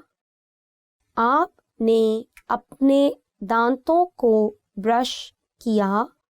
Did you brush your teeth? आपने अपने दांतों को ब्रश किया. Did you brush your teeth? Yes, I did. So guys, this is the end of our lesson. If you liked the video, please don't forget to give us a thumbs up. Please subscribe to our channel, do comment below, and check our website www.urdupod101.com. See you until next time. Allah Hafiz.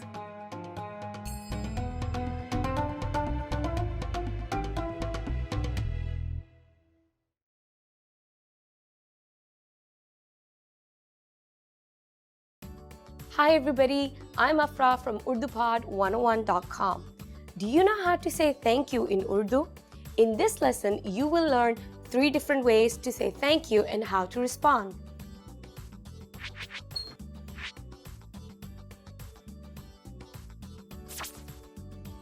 Let's start with the easiest one, Shukriya. Shukriya. It means thank you.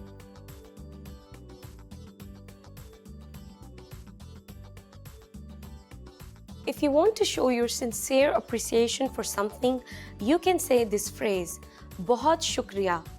बहुत शुक्रिया. The word बहुत means very much. So this expression means thank you very much. It expresses a deeper appreciation for a personal kindness.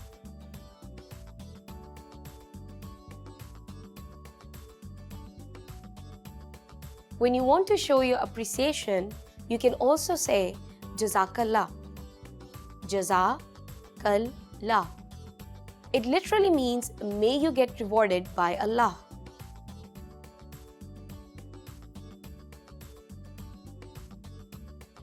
Now you know 3 different ways to say thank you in Urdu. But how do you respond if someone thanks you? If someone thanks you in Urdu, simply say nahi nahi, koi masala nahi. It means it's no problem.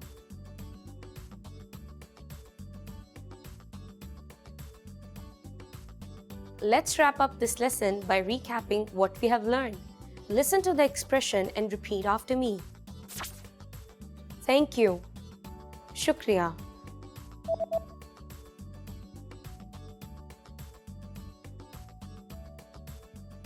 Shukriya. Thank you very much. बहुत शुक्रिया.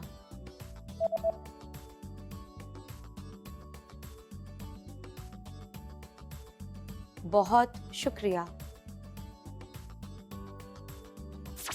May you get rewarded by Allah. Jazakallah.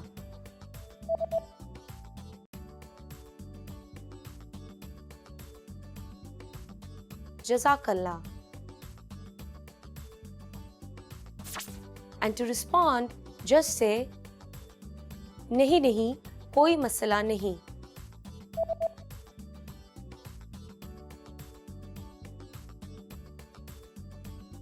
नहीं नहीं, कोई मसला नहीं.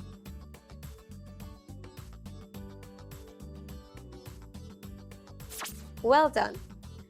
Pakistanis often show politeness simply by using polite pronouns and verb forms when speaking instead of saying thank you and you are welcome. So don't be surprised. You just learned 3 different ways to say thank you and how to respond in Urdu. I'll see you next time. फिर मिलेंगे.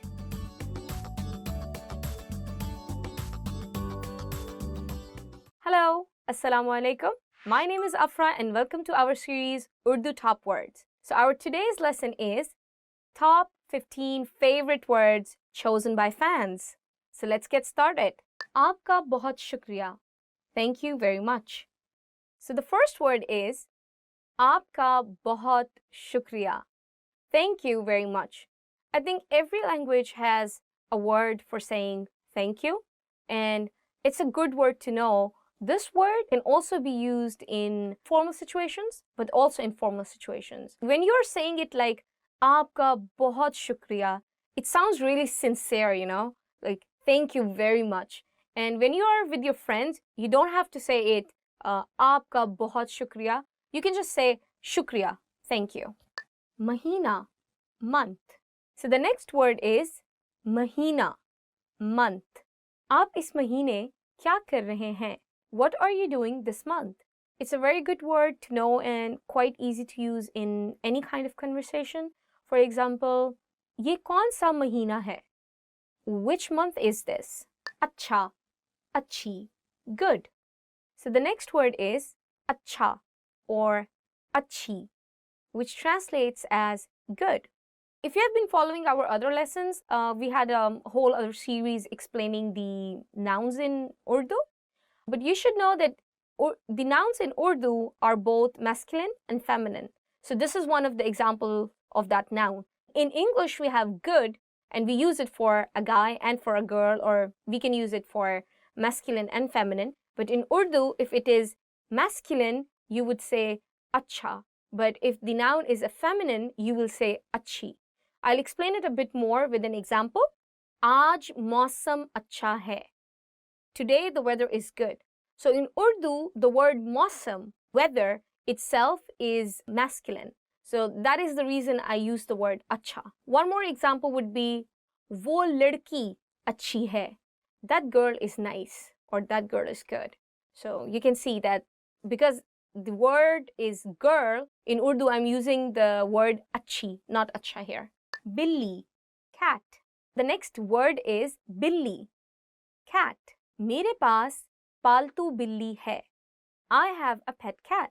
A lot of people in Pakistan have cats as a pet animal. It's very common because people don't like to have dogs as a pet in Pakistan. So you would see a lot of people having cats instead of dogs. Pasand karna, to like. So the next word is pasand karna, to like. मैं आपको पसंद करता हूँ. I like you. You can use this word not only just for a person, but you can also use it for clothes, fashion, movies, anything that you like. So yeah, it's a good word to know. Pasand karna. Phool, flower. Phool, flower. उसने मुझे फूल दिए.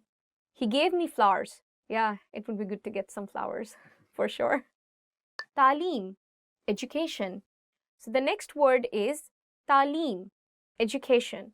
तालीम एक बेहतर ज़िंदगी के लिए बहुत अहम है. Education is very important for a better life.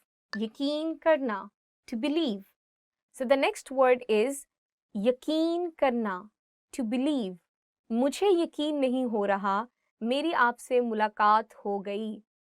I cannot believe I met you. Yeah, it would be awesome to know this word when you're meeting your idol, as in singers or actors.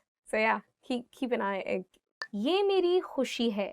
It's my pleasure. ये मेरी खुशी है. It's my pleasure. In English, when we say someone, you're welcome, or it's my pleasure.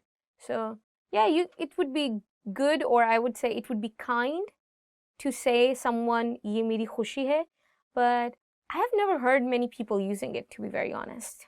So instead, I would recommend using नहीं नहीं, कोई मसला नहीं है, like it's no problem at all, or it was my pleasure. It gives the same kind of meaning.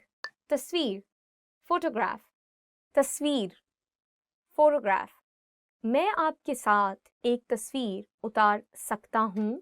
मैं आपके साथ तस्वीर उतार सकती हूँ. Can I take a picture with you? So you would have noticed that I used the word sakta hu and sakti hu in the same sentence. As I said, that in Urdu we have a very clear definition of masculine and feminine nouns. So that was the thing I was repeating again for you. So if you're a guy, you would say sakta hu. But if you're a girl, you would say sakti hu. But the noun itself, tasweer, that wouldn't be changed. Masjid, mosque. So the next word is masjid, mosque. मेरे गांव में एक मस्जिद है. I have a mosque in my village. In Pakistan, there are many beautiful mosques for you to visit. For example, in Lahore, you can just go and see Badshahi Masjid, the Badshahi Mosque, and it's more than 800 years old. One of the biggest mosques in Pakistan and really, really beautiful. You can see all the Mughal architecture and the designs in that particular one. Then we have another one in Islamabad, the capital city of Pakistan, that is Faisal Mosque, Faisal Masjid, which is another beautiful masterpiece, and it was a gift from the Saudi government to Pakistan. So if you're there, make sure to check that one out. Rakam, money.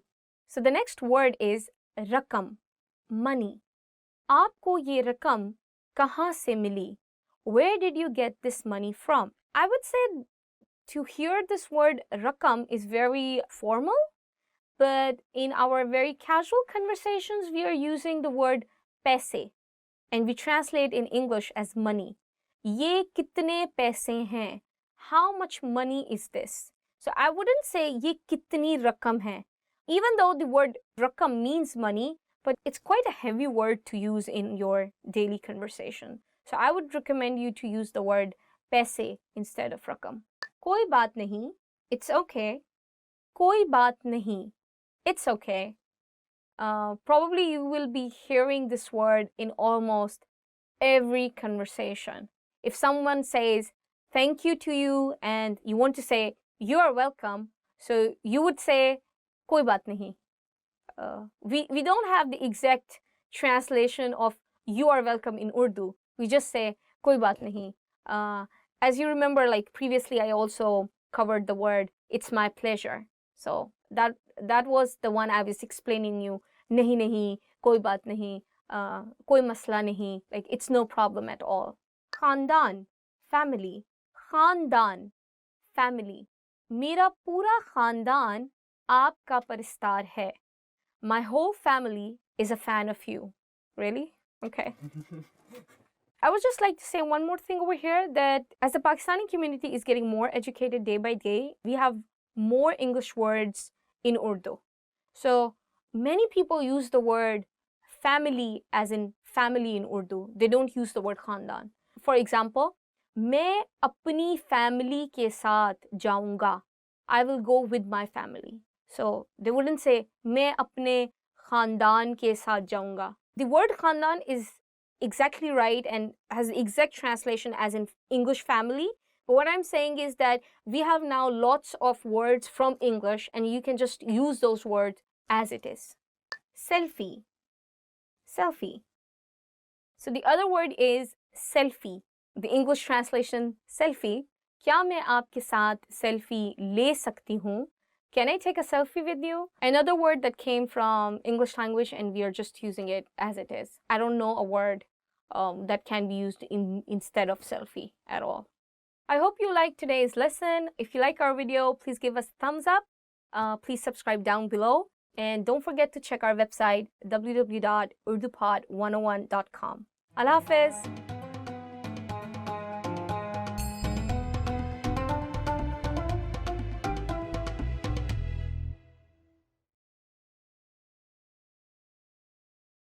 Hello, Assalamu alaikum, and welcome back to Urdu Top Words series. Today we are going to talk about top 15 must-know family words. So let's get started. Khandan, family. Mera khandan chota hai. Mera khandan chota hai. My family is small. So basically the word khandan is for family, but talking about our culture, I think it also includes our extended family, which means we are also including our uncles and aunts and our cousins and so on. Walid, father. Mere walid engineer hain. Mere walid engineer hain. My father is an engineer. We have an alternative word you can use for the word walid, that would be baap. Baap. So, ye mere walid hain, ye mere baap hain. So, it's kind of the same. शौहर, खावंद, husband. उसके खावंद अच्छे आदमी हैं.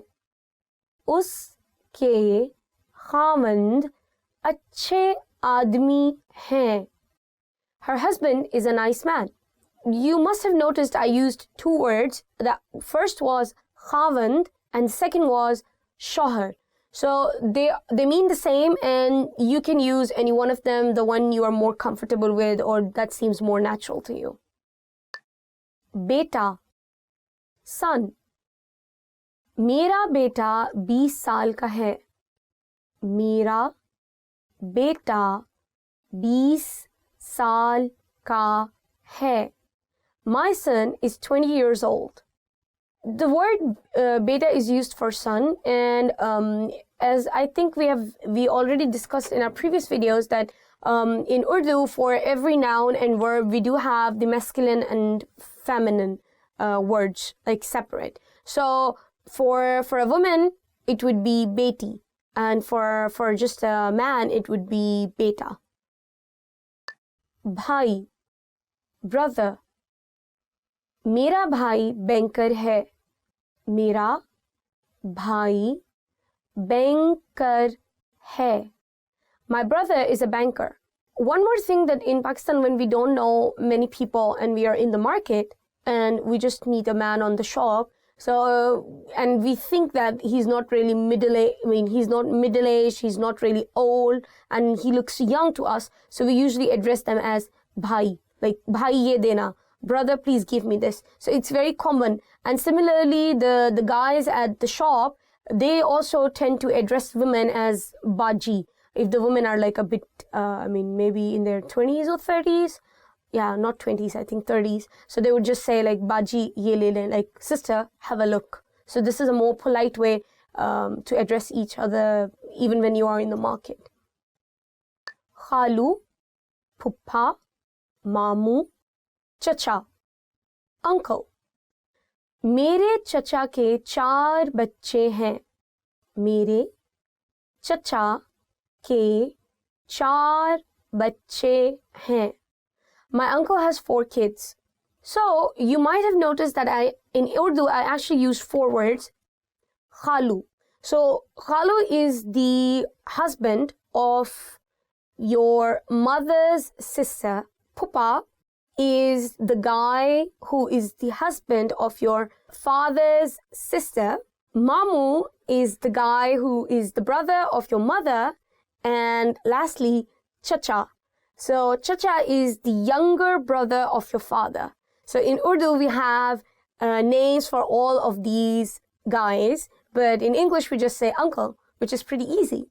But it does have a sort of its own charm when we have specific name for a specific relation, and it does sound more cozy, more closer to them.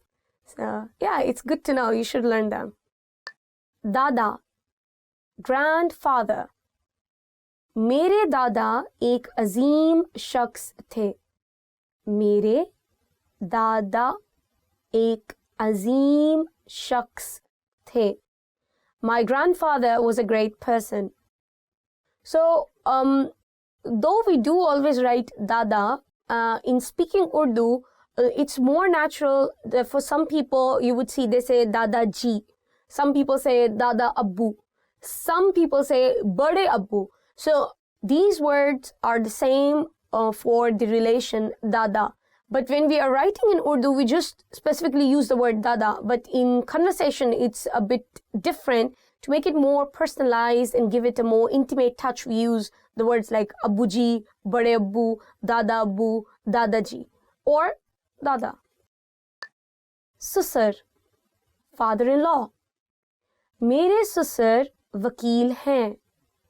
मेरे ससुर वकील हैं. My father-in-law is a lawyer.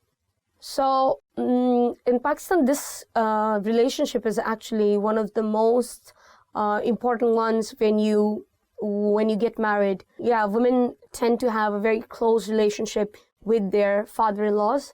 So yeah, it's good to know the word susar. वालदा, mother. उनकी वालदा doctor हैं. उनकी वालदा डॉक्टर हैं. Her mother is a doctor. There is one more word that you can use instead of walda, and that is ma. Ma. बेटी, daughter. बेटी एक नेमत है.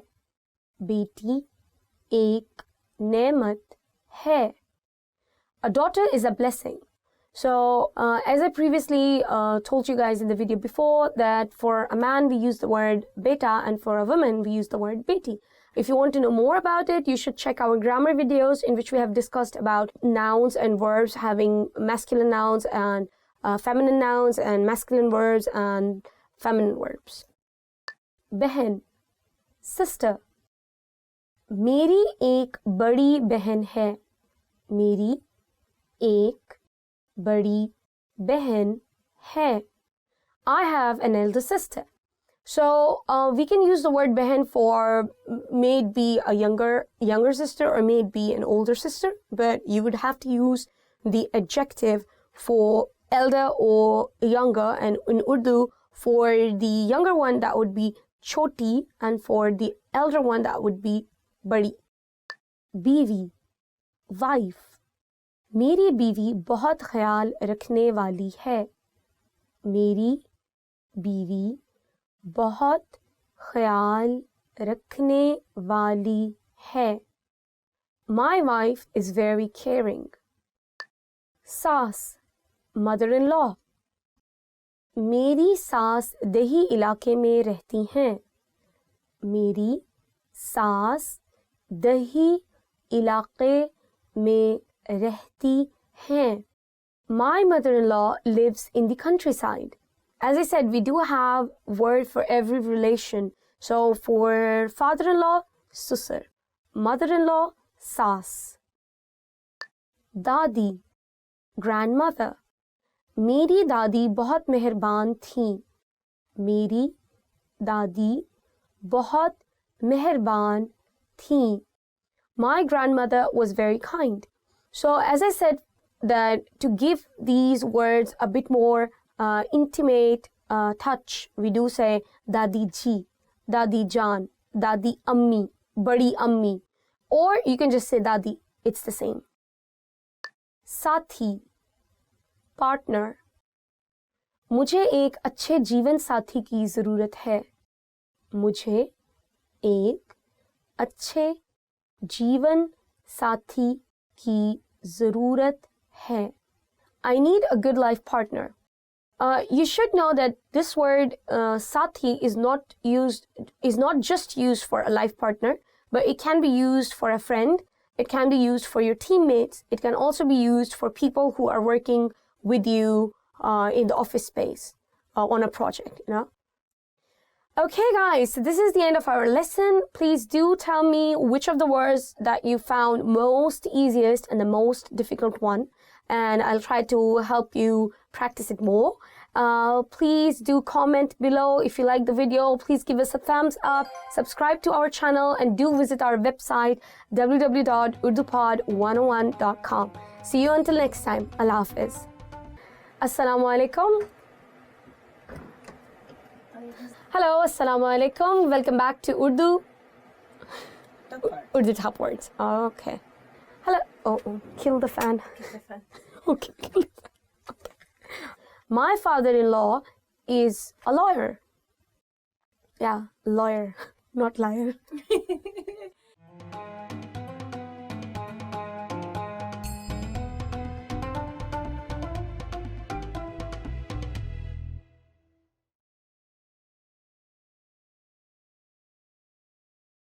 Hi everybody, I'm Afra from UrduPod101.com. Do you know how to say bye in Urdu? In this lesson, you will learn 3 parting expressions in Urdu.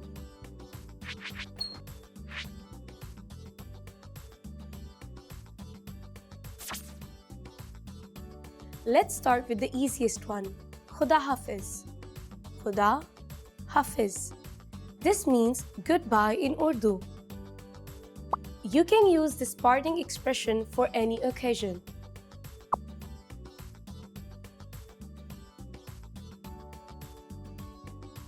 If you want to say bye at night, there is a different phrase you should use. Shab bakhair. Shab bakhair. This means good night in Urdu.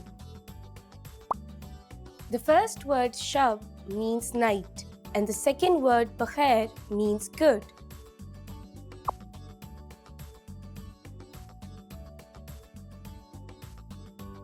If you want to sound more casual, here's a phrase for you. Allah Hafiz. Allah Hafiz. This means bye in Urdu. This is the simplest way to say bye in Urdu.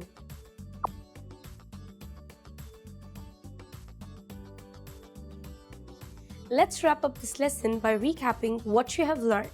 Listen to the phrases and repeat after me. Goodbye. Khuda Hafiz.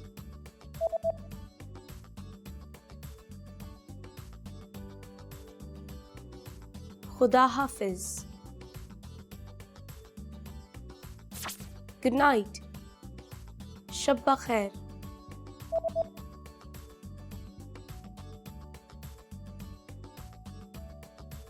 Shab bakhair. Bye. Allah Hafiz.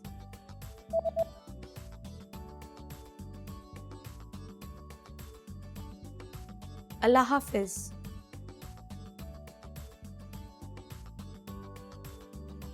Well done. Shabba Bakhair is not the only way to say good night to someone. Most Pakistanis will also say Assalamu alaikum, which means peace be with you. You just learned how to say bye in 3 different ways in Urdu. And don't forget, you can learn Urdu twice as fast with your free PDF lessons. Just click on the link in the description to download them. See you soon. Allah Hafiz.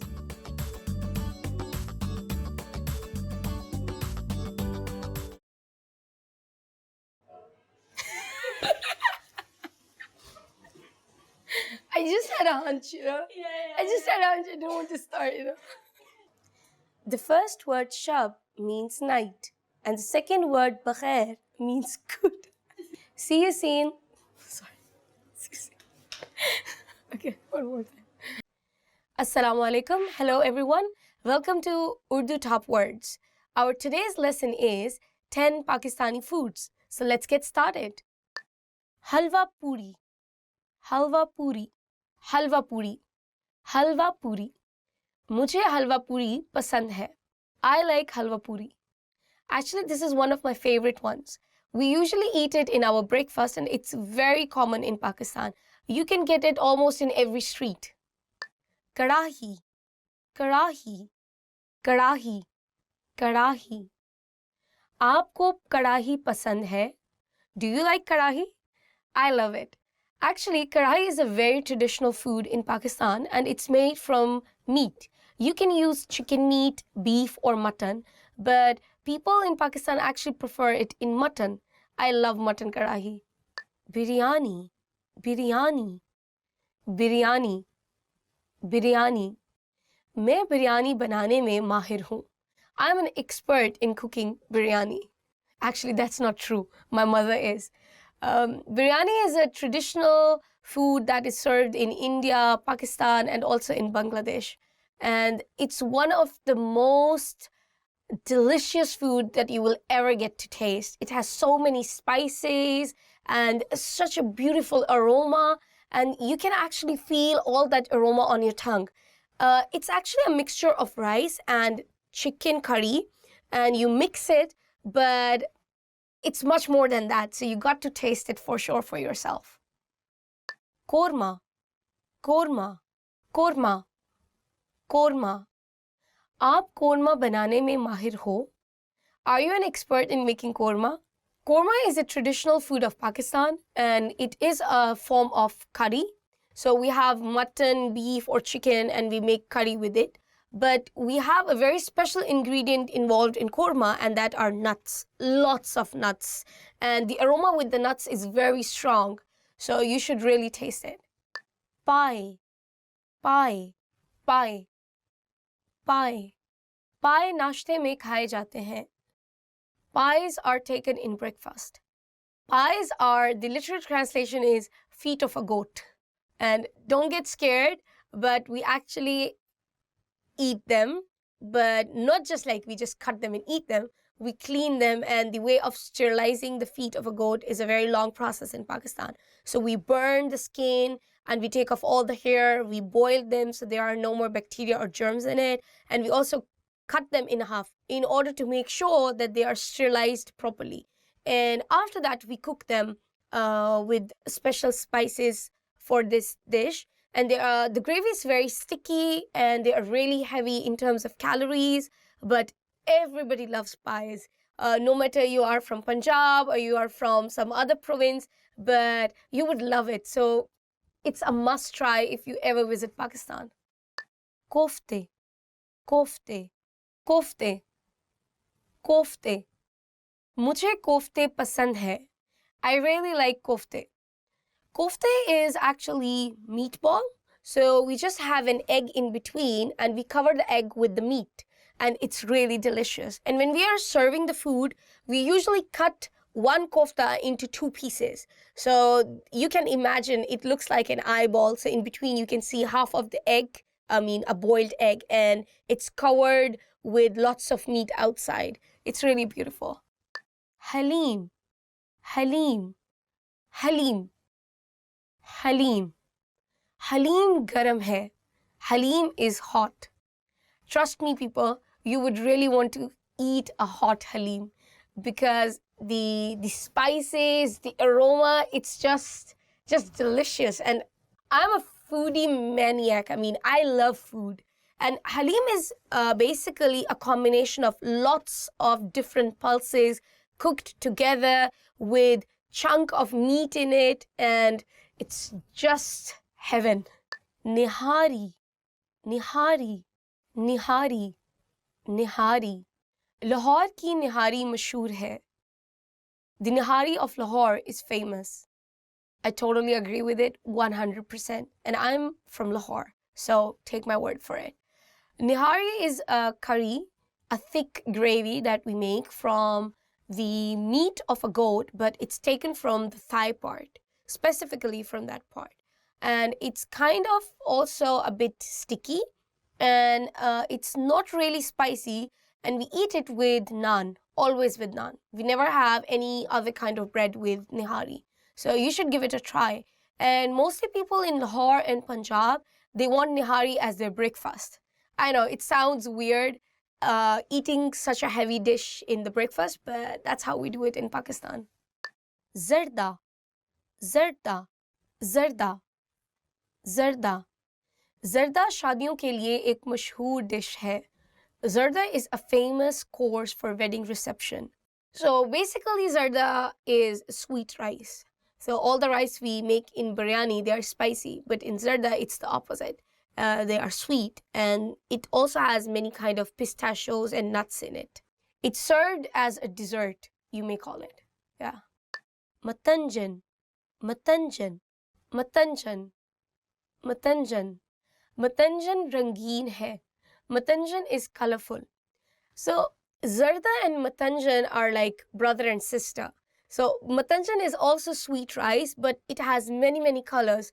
The famous colors for matanjan are white, red, pink, and green. And it also has rasgullas in it. And rasgulla is a small white sweet in Pakistan, and they include it in the rice in that when they're serving the dish. So it's really sweet, and it also has nuts in it, and also famous for weddings. So you should definitely give it a try. Thank you so much, guys, for watching this video. If you like our video, please don't forget to give us a thumbs up. And if you have any comments or questions about Pakistani food, please don't forget to comment below and let me know which Pakistani food is your favorite food. If you want to know more about our Urdu lessons or you want to see more Urdu material, please check our website www.urdupod101.com. See you until next time. Allah Hafiz.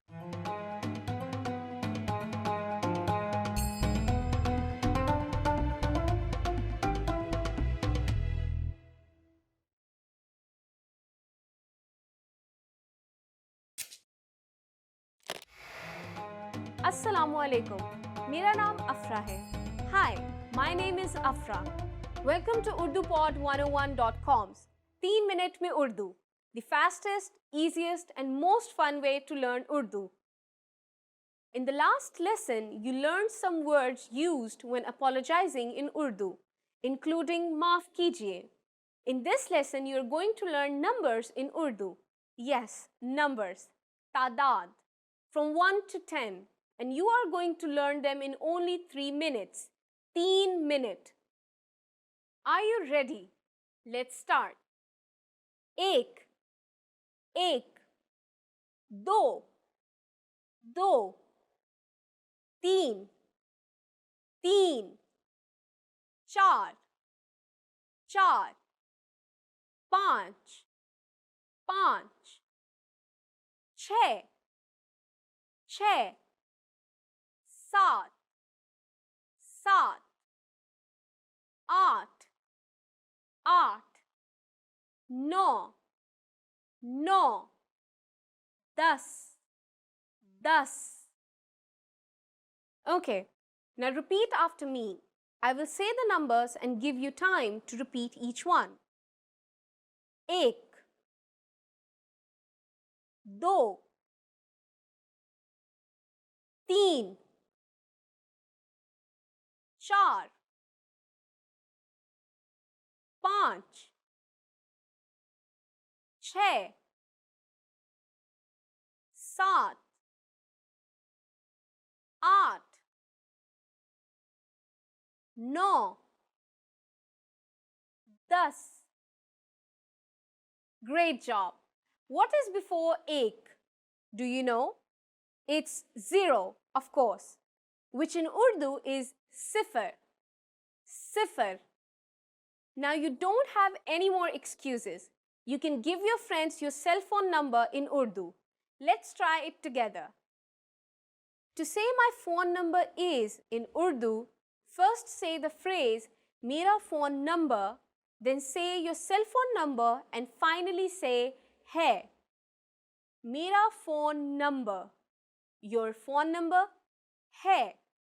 For example, Mera phone number 902 557 224 8 है.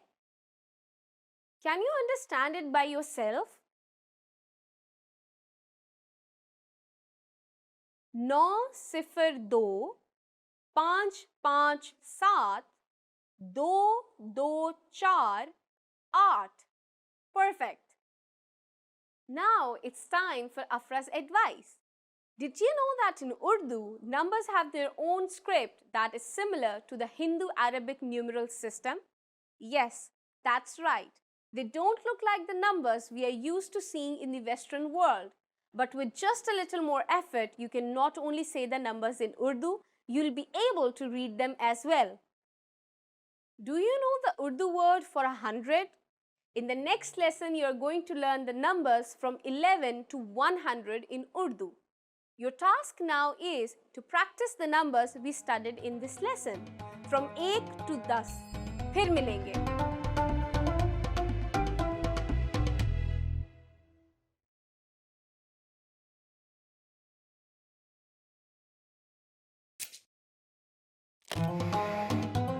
Assalamualaikum. मेरा नाम अफरा है. Hi, my name is Afra. Welcome to UrduPod101.com's 3 minute में Urdu, the fastest, easiest and most fun way to learn Urdu. In the last lesson, you learned how to introduce yourself in Urdu. In this lesson, you are going to learn how to use good manners when you thank people. क्या आप तैयार हैं? Are you ready? तो चलिए शुरू करें. So let's begin. Saying thank you in Urdu is very easy. It's just one word. Shukriya. Shukriya. Shukriya means thank you. You can emphasize shukriya by adding बहुत, which means very much. So it becomes बहुत shukriya. बहुत shukriya. Thank you very much. So now you have learned how to say thank you in Urdu. But how will you reply if someone else says thank you to you? In Urdu, you are welcome is sometimes expressed as आपका खैर मुकद्दम है. आपका खैर मुकद्दम है. You can also respond to someone who has thanked you by using another expression. This is कोई बात नहीं, which literally means it's nothing. कोई बात नहीं. कोई बात नहीं. So when someone says shukriya to you, you can simply reply with कोई बात नहीं or आपका खैर मुकद्दम है. Now it's time for Afra's advice. Pakistanis do not always use the expressions for thank you and you are welcome in everyday situations. It is a concept literally translated from English. Native speakers often show politeness simply by using polite pronouns and verb forms while speaking. Do you know what Subha Bakhair means? In our next lesson, you will learn this and other greetings in Urdu. फिर मिलेंगे. See you then.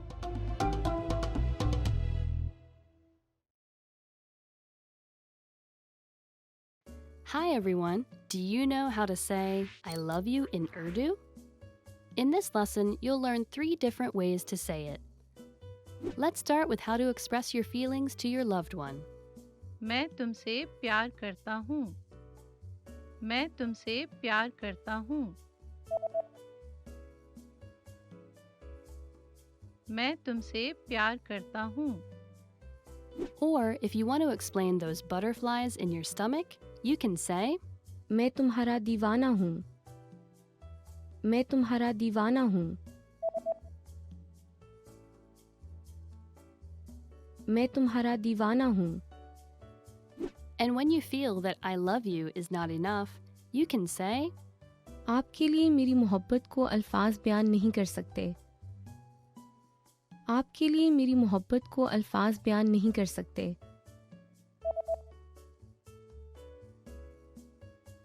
आपके लिए मेरी मोहब्बत को अल्फाज बयान नहीं कर सकते. You just learned 3 different ways to say I love you in Urdu. And if you're interested in learning more, don't forget to download your free Romance and Love cheat sheet, which includes romantic words, compliments, and pickup lines. Check out the description below and go to urdupod101.com now. See you next time. Hello, Assalamu alaikum. My name is Afra and welcome to our series Top Words. Today we are going to do top 25 Urdu verbs. Let's get started. Hona, to be. So the first word is hona, to be. Aapko wahan hona chahiye. You should be there. This word is used almost in every conversation we have. So it's a very good word to remember, and hopefully when you are going to learn other word patterns, you will get the hang of it, how to use this word. Pasand karna, to like. Pasand karna, to like. मैं उसे पसंद करता हूँ. I like her. It doesn't have to be just one person. You can use it for clothes, for food, for anything. I'll give you another example. I like red color. मुझे लाल रंग पसंद है. करना, to do. करना, to do. क्या आप ये काम कर सकते हैं? Can you do this? The word karna literally means to do, and we use it with a lot of other words. So keep an eye for that one. कहना, to say. कहना, to say. अपने मुल्क के बारे में कुछ कहना. Say something about your country. The word literally explains itself, कहना. So if you have to say anything, you just want to use the word, I want to say this. मैं ये कहना चाहती हूँ. वजाहत करना, to explain. So the next verb we have is वजाहत करना, to explain. अपनी तहकीक की वजाहत करें. Explain your research. This is quite a heavy word and you don't hear it a lot in our everyday conversation, but it is a good word to know if you want to explain something to others. Sunna, to hear. Sunna, a very common verb that we use in our everyday conversation, and the English translation would be to hear or to listen. For example, चिड़िया की आवाज सुने. Hear the sound of a sparrow. I'm going to give you another very casual example that would be मैं गाना सुनती हूँ. I listen to music. So that's pretty much it. Jana, to go. So the next one is one of the most easiest verbs and the most common verbs you will be using if you're speaking Urdu in Pakistan, and that would be jana, to go. For example, सामने की नशिस्त पर जाएं. Go to the front seat. If you want to go to a restaurant or to anywhere, just say to the auto driver or the taxi driver, मुझे वहाँ जाना है. I want to go there. So you just put the name of the location instead of वहाँ. मुझे मीनार पाकिस्तान जाना है. I want to go to Minar Pakistan. Probably you'll be using it a lot if you're a tourist. जानना, to know. जानना, to know. मुझे आपके बारे में जानकर खुशी हुई. I'm happy to know about you. If you really like someone in Pakistan and you would like to know them better, all you have to say is, मैं आपको जानना चाहता हूँ. I would like to know you better. लेना, to take. लेना, to take. खाना ले लो, take the food. As the young generation speaks kind of slang Urdu, so we tend to use this word instead of the word खरीदना, which means to buy. For example, मुझे बाजार से कपड़े लेना है. I want to buy clothes from the market. I know, even though the word means to take, but you can use it both ways. You will hear it in almost all the conversations if you're having with your friend. So if you ask her, what do you want? तुम्हें क्या लेना है? For example, मुझे बाजार से जूता लेना है. I want to buy a pair of shoes from the market. So I can also use the word kharidna in the same sentence, but because people tend to use easy English, so they'll just use the word lena. Dekhna, to see. Dekhna, to see. मैंने आज एक film देखी. I saw a movie today. Ana, to come. Ana, to come. वो नहीं आएगा. He will not come. Yes, this is an everyday word that we use to indicate about our schedule. So I think it is a good word to know. People also use it together with jana. So if you remember previously, I told you jana means to go and ana means to come. Sochna, to think. Sochna, to think. मैं party में जाने का सोच रहा हूँ. I'm thinking of going to the party. So it's a pretty easy word, and if you don't have any confirmed plans or you're not sure about your choice of food or clothes or people, you can just use the word sochna. मैं सोच रहा हूँ. Yes, I'm thinking about it, you know. Chahna, to want. Chahna, to want. आप क्या चाहते हैं? What do you want? This word again can be used for anything in terms of food, clothing, fashion, movie, or whatever you're looking for. So I'll give you another example. मुझे ये कपड़े चाहिए. I want that dress. देना, to give. देना, to give. मुझे पानी देना. Give me water.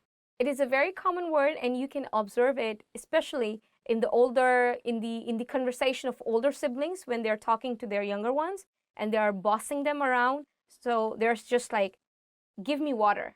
मुझे पानी दो. Give me the TV remote control. मुझे remote control दो. It's a good word to know. इस्तेमाल करना, to use. इस्तेमाल करना, to use. ये कलम इस्तेमाल करें. Use this pen. This is a pretty important verb to know. If you want to use some facilities in a restaurant, or you want to just use the bathroom in a shopping mall, so you can just use this word istamal karna. For example, can I use this toilet? क्या मैं ये bathroom इस्तेमाल कर सकती हूँ? As Pakistan is quite different from your country, so we don't have very good public toilets, and you might be using this word to use the toilet in a lot of clothing shops because they have better toilets. Talash karna, to find. Talash karna, to find. As I explained previously, that we tend to use the verb karna in conjunction with many other verbs. I'll give you a sentence. Sui talash karna mushkil hai. It's hard to find the needle. Karna gives or implies the meaning of to do. Bahir jana, to go out. Bahir jana, to go out. Bahir mat jaएं, don't go out. Puchna, to ask. Puchna, to ask. Usse pata pucheं. Ask him for the address. It's a good word to know if you're a tourist in Pakistan, because you'll be asking for the locations a lot, and people are quite kind to let you know the exact location of the place. But apart from that, you also use this word a lot in our daily conversation, because Pakistani people have a kind of joint family system, and you tend to ask many things from your parents. So it's a good word to know anyway. Kaam karna, to work. Kaam karna, to work. Aap kaam karte hain? Do you work? So guys, this verb has, I think, two meanings, and you can use it either way. Kaam literally translates as work, and this work could be your job, but it can also be any other task. For example, mujhe aaj ghar ka kaam hai. I have house chores to do today. Dakhil hona, to enter. Dakhil hona, to enter. Kamre mein dakhil ho jaएं. Enter the room. Mehsoos karna, to feel. Mehsoos karna, to feel. मैं थका हुआ महसूस कर रहा हूँ. I'm feeling tired. Sometimes you don't have to use the verb महसूस करना in a normal conversation. You can just put the feeling itself. For example, मैं खुश हूँ. I'm happy. I didn't say I feel happy. So there is no need to use the word feel in this very sentence. And it goes the same for all the emotions. That you just put the emotion itself, but you don't have to use the word feel or महसूस when you're making a sentence. कोशिश करना, to try. कोशिश करना, to try. उसे ख़त्म करने की कोशिश करें. Try to finish it. छोड़ना, to leave. छोड़ना, to leave. तंबाकू नोशी छोड़ना मुश्किल नहीं है. It's not hard to quit smoking. So this word is very common, and you can use the word chorna with almost anything. For example, even with food, with your fashion sense, with movies. So it's a very, very commonly used word. Bulana, to call. Bulana, to call. Use yahan bulao. Call him here. I would like to point it out that this word bulana, as I translate it, to call, does not mean to call someone through a telephone or a smartphone. It just means calling a person in person to your office or to your place. If I have to say that I'm going to call him, I will translate it as मैं उसे call करूँगा. I would not say मैं उसे बुलाऊँगा, because bulana means to verbally in person ask someone to come. दौड़ना, to run. दौड़ना, to run. मैं तेज दौड़ता हूँ. I run fast. I hope you liked our video. If you did, please don't forget to give us a thumbs up. Please subscribe down below, and please make sure to check our website www.urdupod101.com. Allah Hafiz.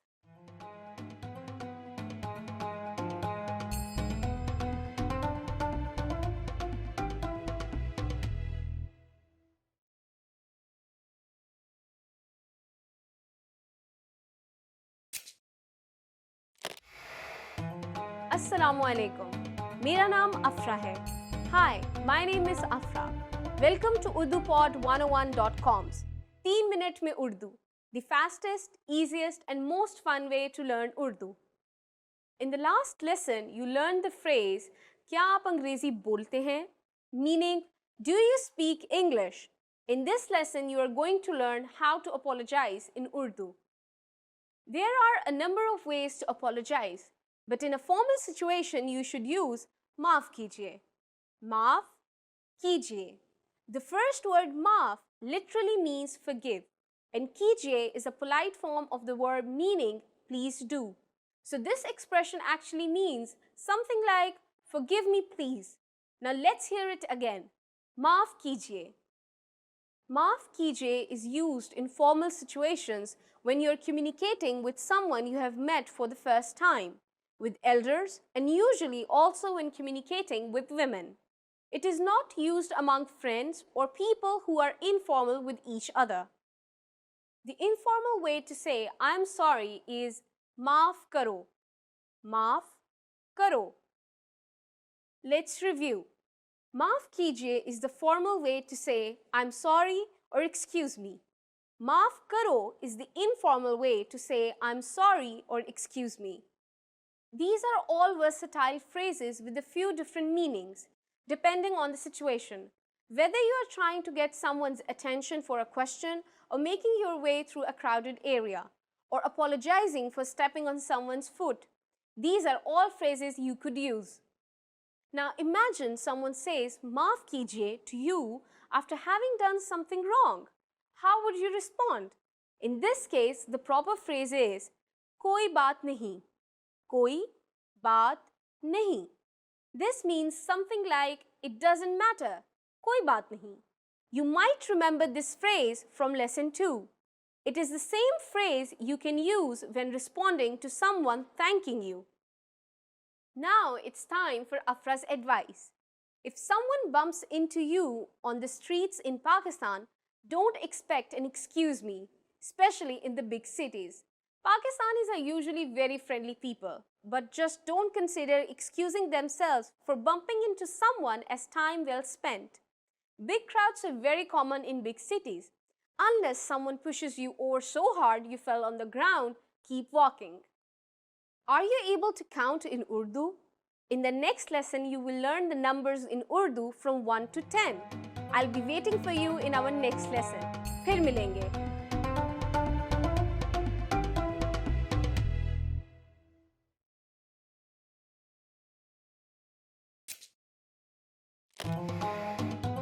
Assalamu alaikum.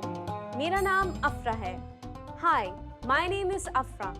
Welcome to UrduPod101.com's 3 Minute में Urdu, the fastest, easiest and most fun way to learn Urdu. In the last lesson, you learned how to show gratitude to people by saying shukriya. In this lesson, you will learn some of the most common greetings used in Pakistan. क्या आप तैयार हैं? Are you ready? तो चलिए शुरू करें. So let's begin. Let's start with a greeting you are sure to have heard before. Assalamu alaikum. This is a phrase that is so closely associated with Pakistan and Islamic culture that it has become famous all over the world. Assalamu alaikum. Assalamu alaikum. The phrase Assalamu alaikum is actually Arabic for peace be on you. We use it as a formal as well as a friendly greeting. It's used when people meet at any time of the day, morning, noon, or evening. Use this and you will surely impress your Pakistani friends. In Urdu, using different greetings for each time of the day is not very common. When talking to friends, we usually just use the English phrases, but there are equivalent Urdu versions. They are just not used that often. If you meet someone before noon, you can say Subha bakhair. Subha bakhair. For later in the day, you can say Sham bakhair. Sham bakhair. But most of the time, you can just say Assalamu alaikum and not worry about it. Now let's move on to the expressions we use for saying goodbye in Urdu. A parting expression that we can use for all occasions is phir milenge, which means see you. Phir milenge. Phir milenge. The first word phir means again, and the second word milenge means we will meet. Let's look at one more expression. Alvida. Alvida is an Urdu word which means farewell. Alvida. Alvida. It is an appropriate choice when parting for a long time or forever. Now it's time for Afra's advice. As we learned in this lesson, Assalamu alaikum can be used at any time of the day. But this all-around greeting is not just for saying hello, but for saying goodbye as well. It really is a very useful phrase and you should remember it by heart. In the next lesson, you will learn the meaning of the phrase, क्या आप अंग्रेजी बोलते हैं? Do you already know it? I'll be waiting to tell you about it in our next lesson. फिर मिलेंगे.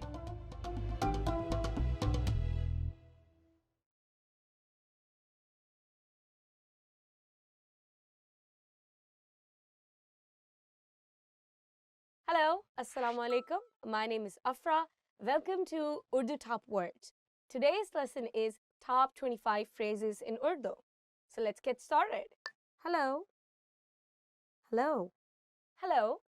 Hello. Hello. आप कैसे हैं? Hi. How are you? So hi and hello is basically the same thing in Urdu, and we translate it as hello. It's a very casual word and you can use it with your friends, family, with anyone, I guess. Subah bakhair. Good morning. Subah bakhair. Good morning. Subah bakhair, आपका दिन अच्छा गुजरेगा. Good morning, have a nice day. Dopeher bakhair. Good afternoon. Dopeher bakhair. Good afternoon. Dopeher bakhair. Dopeher ka khana kha liya. Good afternoon. Have you done lunch? I think this word is not very commonly used in Pakistan. Instead, I would recommend to use Assalamu alaikum or hello whenever you meet some person. You don't have to keep track of time as in like good morning, good afternoon, or good night. It's not very common. Shabba bakhair. Good night. Shabba bakhair. Good night. Shabba bakhair. Kal milenge. Good night. I'll see you tomorrow. This word is not very commonly used again, but maybe typical Urdu-speaking families might be using it. You can use it with your friends, family, and also you can use it formally. Anyway, it's a good word to remember. Aapka naam kya hai? What's your name? Aapka naam kya hai? What is your name? You can use this sentence with anyone. Any new person you meet, just ask the question, what's your name? Aapka naam kya hai? Main Afra hoon. I am Afra. Main Afra hoon. I am Afra. So, if you observe in this sentence, after main, you have to use your name and then hoon. In any kind of place, you can just use it to tell other people your name. I am Afra. Main Afra hoon. Try it with your name. Aapse milkar khushi hui. Nice to meet you. Aapse milkar khushi hui. Nice to meet you. Probably you'll be using it a lot in your formal meetings with new people. Aap kaise hain? How are you? Aap kaisi hain? How are you? Aap kaise hain? How are you? Aap kaisi hain? How are you? So if you have observed, I've used kaisi and kaise. Kaisi is used for female and kaise is used for male. मैं ठीक हूँ, शुक्रिया, और आप? I'm fine, thanks, and you? मैं ठीक हूँ, शुक्रिया, और आप? I'm fine, thanks, and you? So you can use this sentence to ask the other person when you reply that you are okay. Barahe meherbani. Please. Barahe meherbani. Please. Barahe meherbani meri madad kijiye. Please help me. Anywhere you want to use please, just add the word barahe meherbani. For example, please do this for me. Barahe meherbani mere liye ye kaam kijiye. Aapka shukriya. Thank you. Aapka shukriya. Thank you. Meri madad karne ke liye aapka shukriya. Thank you for helping me. It can be used formal and it can also be used in an informal setting. That's pretty much it. Khushamdeed. You're welcome. Khushamdeed. You're welcome. I would say that this word is used a lot, but not in the context of saying you're welcome when somebody says thank you to you. This word is more used in the context of welcoming someone in your house or welcoming a customer in the restaurant. जी हाँ, yes. जी हाँ, yes. उस्ताद, आपने अपना काम मुकम्मल कर लिया है? Teacher, have you finished your work? शागिर्द, जी हाँ. Student, yes. Basically, when you need to give your consent to someone, when you just need to nod, when you just need to say yes, so you can use this word, ji haan. If you're in an informal setting, like with your friends or family, sometimes you can just say, हाँ, जी नहीं, no, जी नहीं, no. आपने इम्तिहान की तैयारी कर ली है? Have you finished your preparation for exam? जी नहीं, no. If you're in an informal setting, I would recommend using just nahi. ठीक है, okay, ठीक है, okay. ये आपके साथ ठीक है? Is it okay with you? This word is very commonly used in Pakistan. Mostly people use it at the end of almost all the sentences just to give their consent that they are okay with it. So, ठीक है, ठीक है, okay, ठीक है. माफ कीजिएगा. Excuse me, माफ कीजिएगा, excuse me. माफ कीजिएगा, ये मेरी सीट है.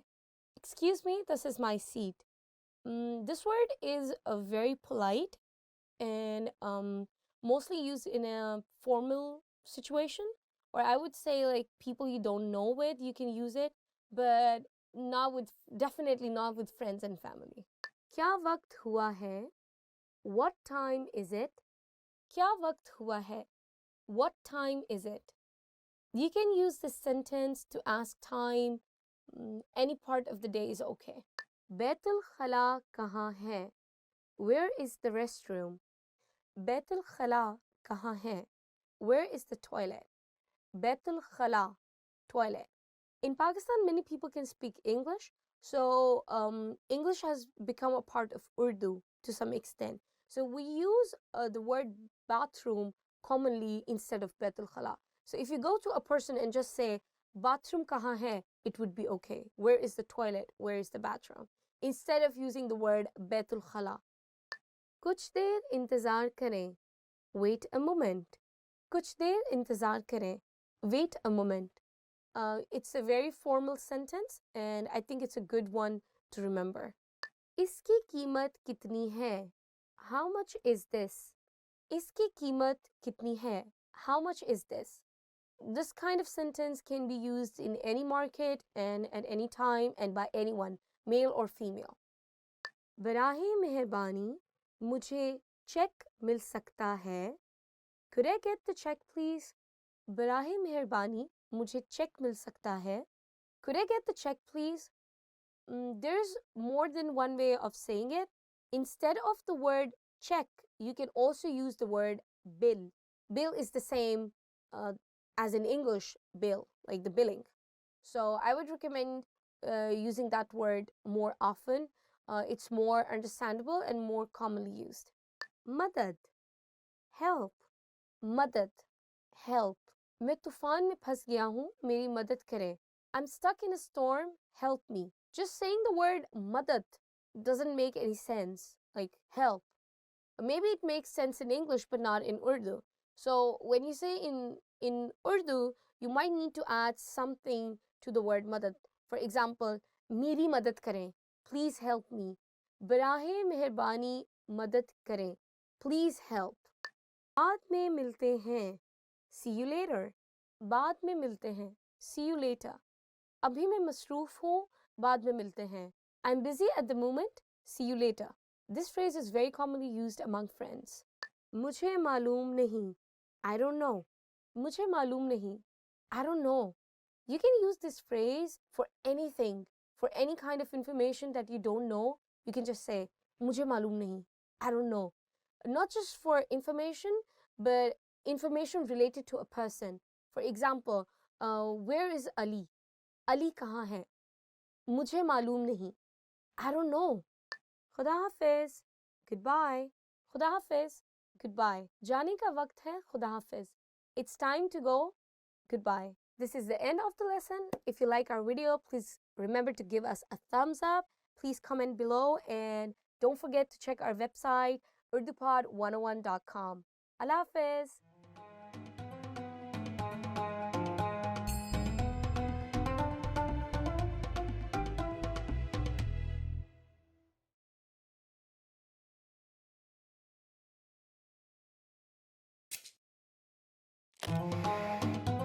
Assalamualaikum. मेरा नाम अफरा है. आपसे मिलकर खुशी हुई. Hi, my name is Afra. Nice to meet you. Welcome to UrduPod101.com's 3 minute में Urdu, the fastest, easiest and most fun way to learn Urdu. In this series, you are going to learn basic Urdu expressions. It's super easy and it only takes 3 minutes. In this lesson, you are going to learn how to introduce yourself in Urdu. There are only 2 sentences you need to know. Assalamu alaikum. मेरा नाम अफरा है. आपसे मिलकर खुशी हुई. Hi, my name is Afra. Nice to meet you. Start by saying Assalamu alaikum. Then say मेरा नाम, then your name, and then say है. Please repeat after me. Assalamu alaikum. मेरा नाम, your name, है. Finally, say आपसे मिलकर खुशी हुई. आपसे मिलकर खुशी हुई. Together we have Assalamu alaikum. मेरा नाम अफरा है. आपसे मिलकर खुशी हुई. Let's take a closer look at the first sentence. First is the phrase Assalamu alaikum. Assalamu alaikum in Urdu is equivalent to hello. Next is mera, meaning my. This is a way to refer to yourself which can be used by both men and women. Next we have naam, meaning name. Then you say your name, and finally we have hai. Hai is attached to the end of the sentence and literally means to exist. In the first sentence, we have the construction mera plus naam plus your name plus hai. The structure of simple Urdu sentences is different from English. In Urdu, the word order is subject, object, verb. The second sentence we have is आपसे मिलकर खुशी हुई. आपसे मिलकर खुशी हुई can be used by both men and women. It means nice to meet you. It is used when meeting someone for the first time. आपसे मिलकर खुशी हुई. आपसे मिलकर खुशी हुई. Again, all together it is Assalamu alaikum. मेरा नाम अफरा है. आपसे मिलकर खुशी हुई. Now it's time for Afra's advice. Pakistani people do generally shake hands with people of the same gender and often hug them as well. If you're unsure, just say Assalamu alaikum and shake hands with people of the same gender as you. However, in a business situation or with people from the opposite gender, you might refrain from shaking hands. Do you know how we say thank you in Urdu?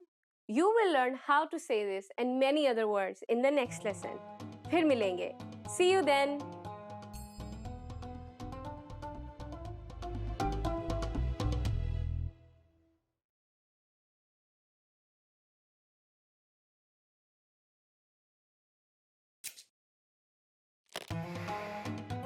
Assalamu alaikum. मेरा नाम अफरा है. Hi, my name is Afra. Welcome to UrduPod101.com's 3 minute में Urdu, the fastest, easiest and most fun way to learn Urdu. In the last lesson, you learned the most common forms of greetings in Urdu. Do you remember them? In this lesson, you are going to learn a very useful phrase. Do you speak English? If you find yourself in a situation where you need assistance in English, this phrase can be a lifesaver. And because you are asking it in Urdu, you can be sure that everyone will understand what you are saying, even if their answer is no. Let's start with the formal expression.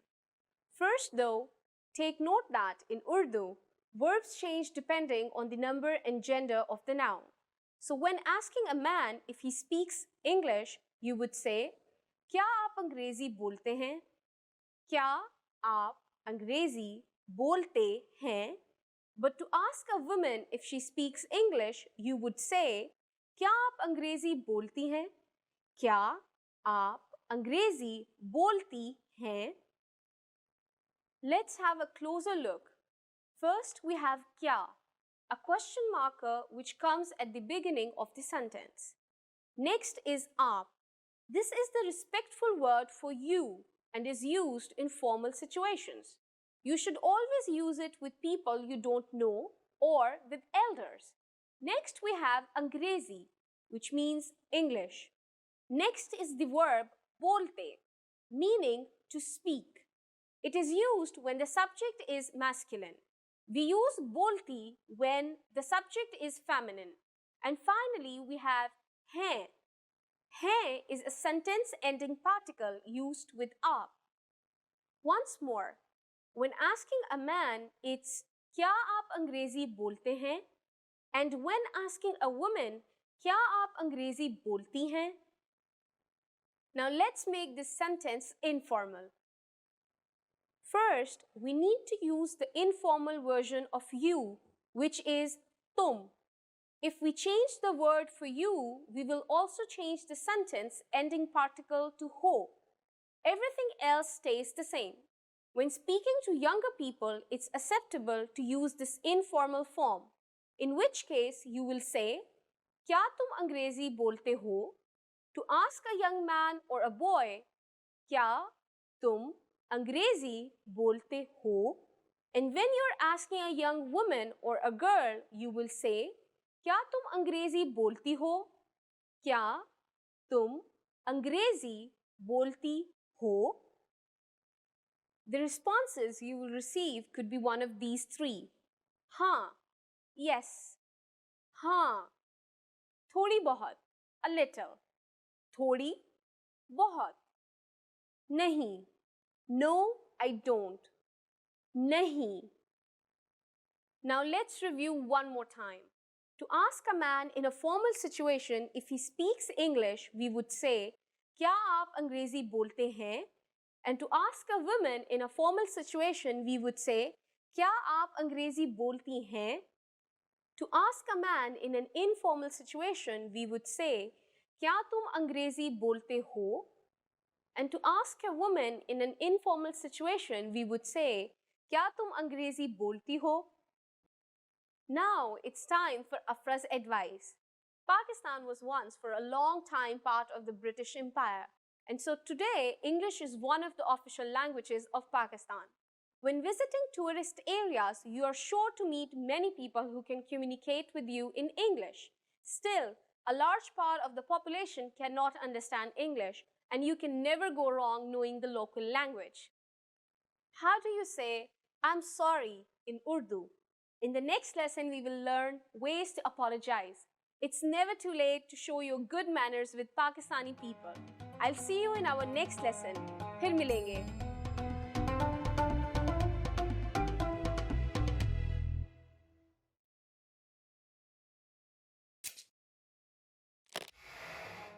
Assalamu alaikum. मेरा नाम अफरा है. Hi everybody, my name is Afra. Welcome to UrduPod101.com's 3 Minute में Urdu, the fastest, easiest and most fun way to learn Urdu. In the last lesson, we learned the numbers from 1 to 10. Do you remember them? Just in case you have forgotten, I'll tell you again. 1, 2, 3, 4, 5, 6, 7, 8, 9, 10. And now let's continue from 11. 11, 11, 12, 12, 13, 13, 14, 14,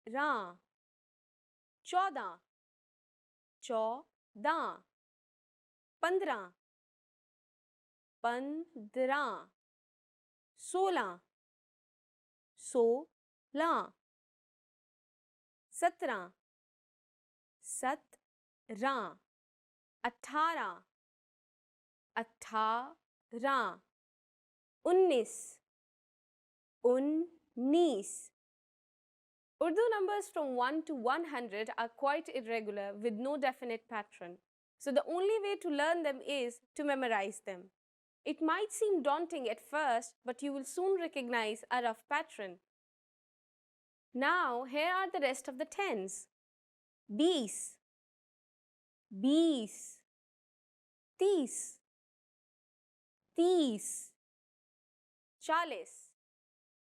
30 30 40 40 50 50 60 60 70 70 80 80 90 90 While you have to memorize many of the numbers, there is a trick that will make memorizing them easy.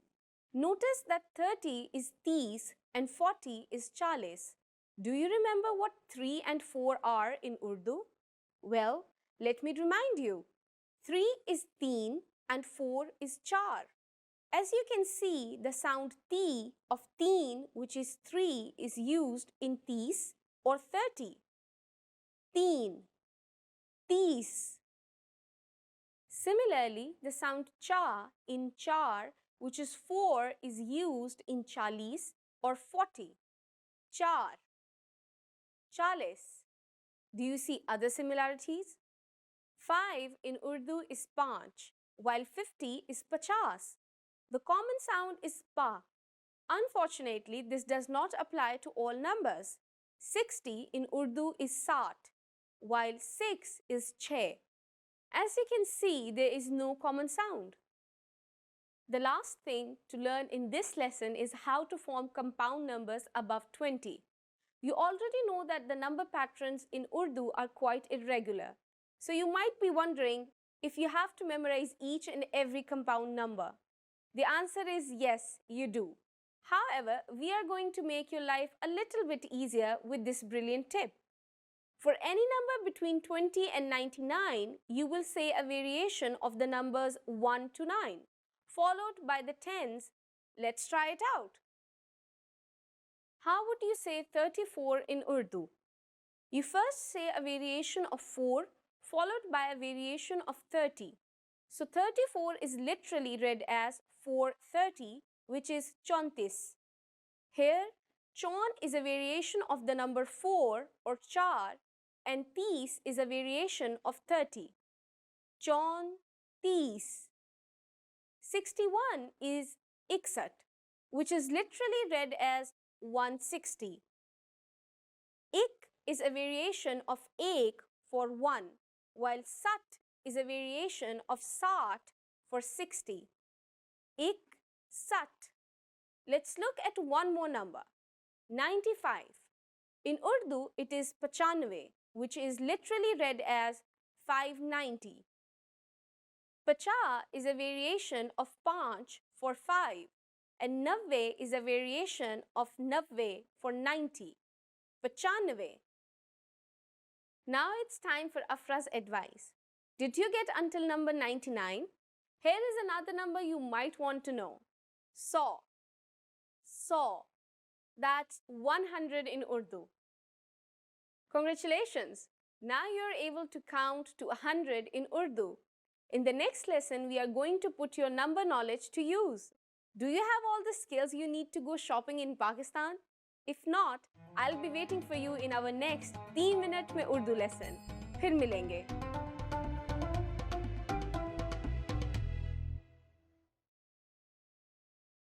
Remember, here's what you can do to learn all of these words by heart.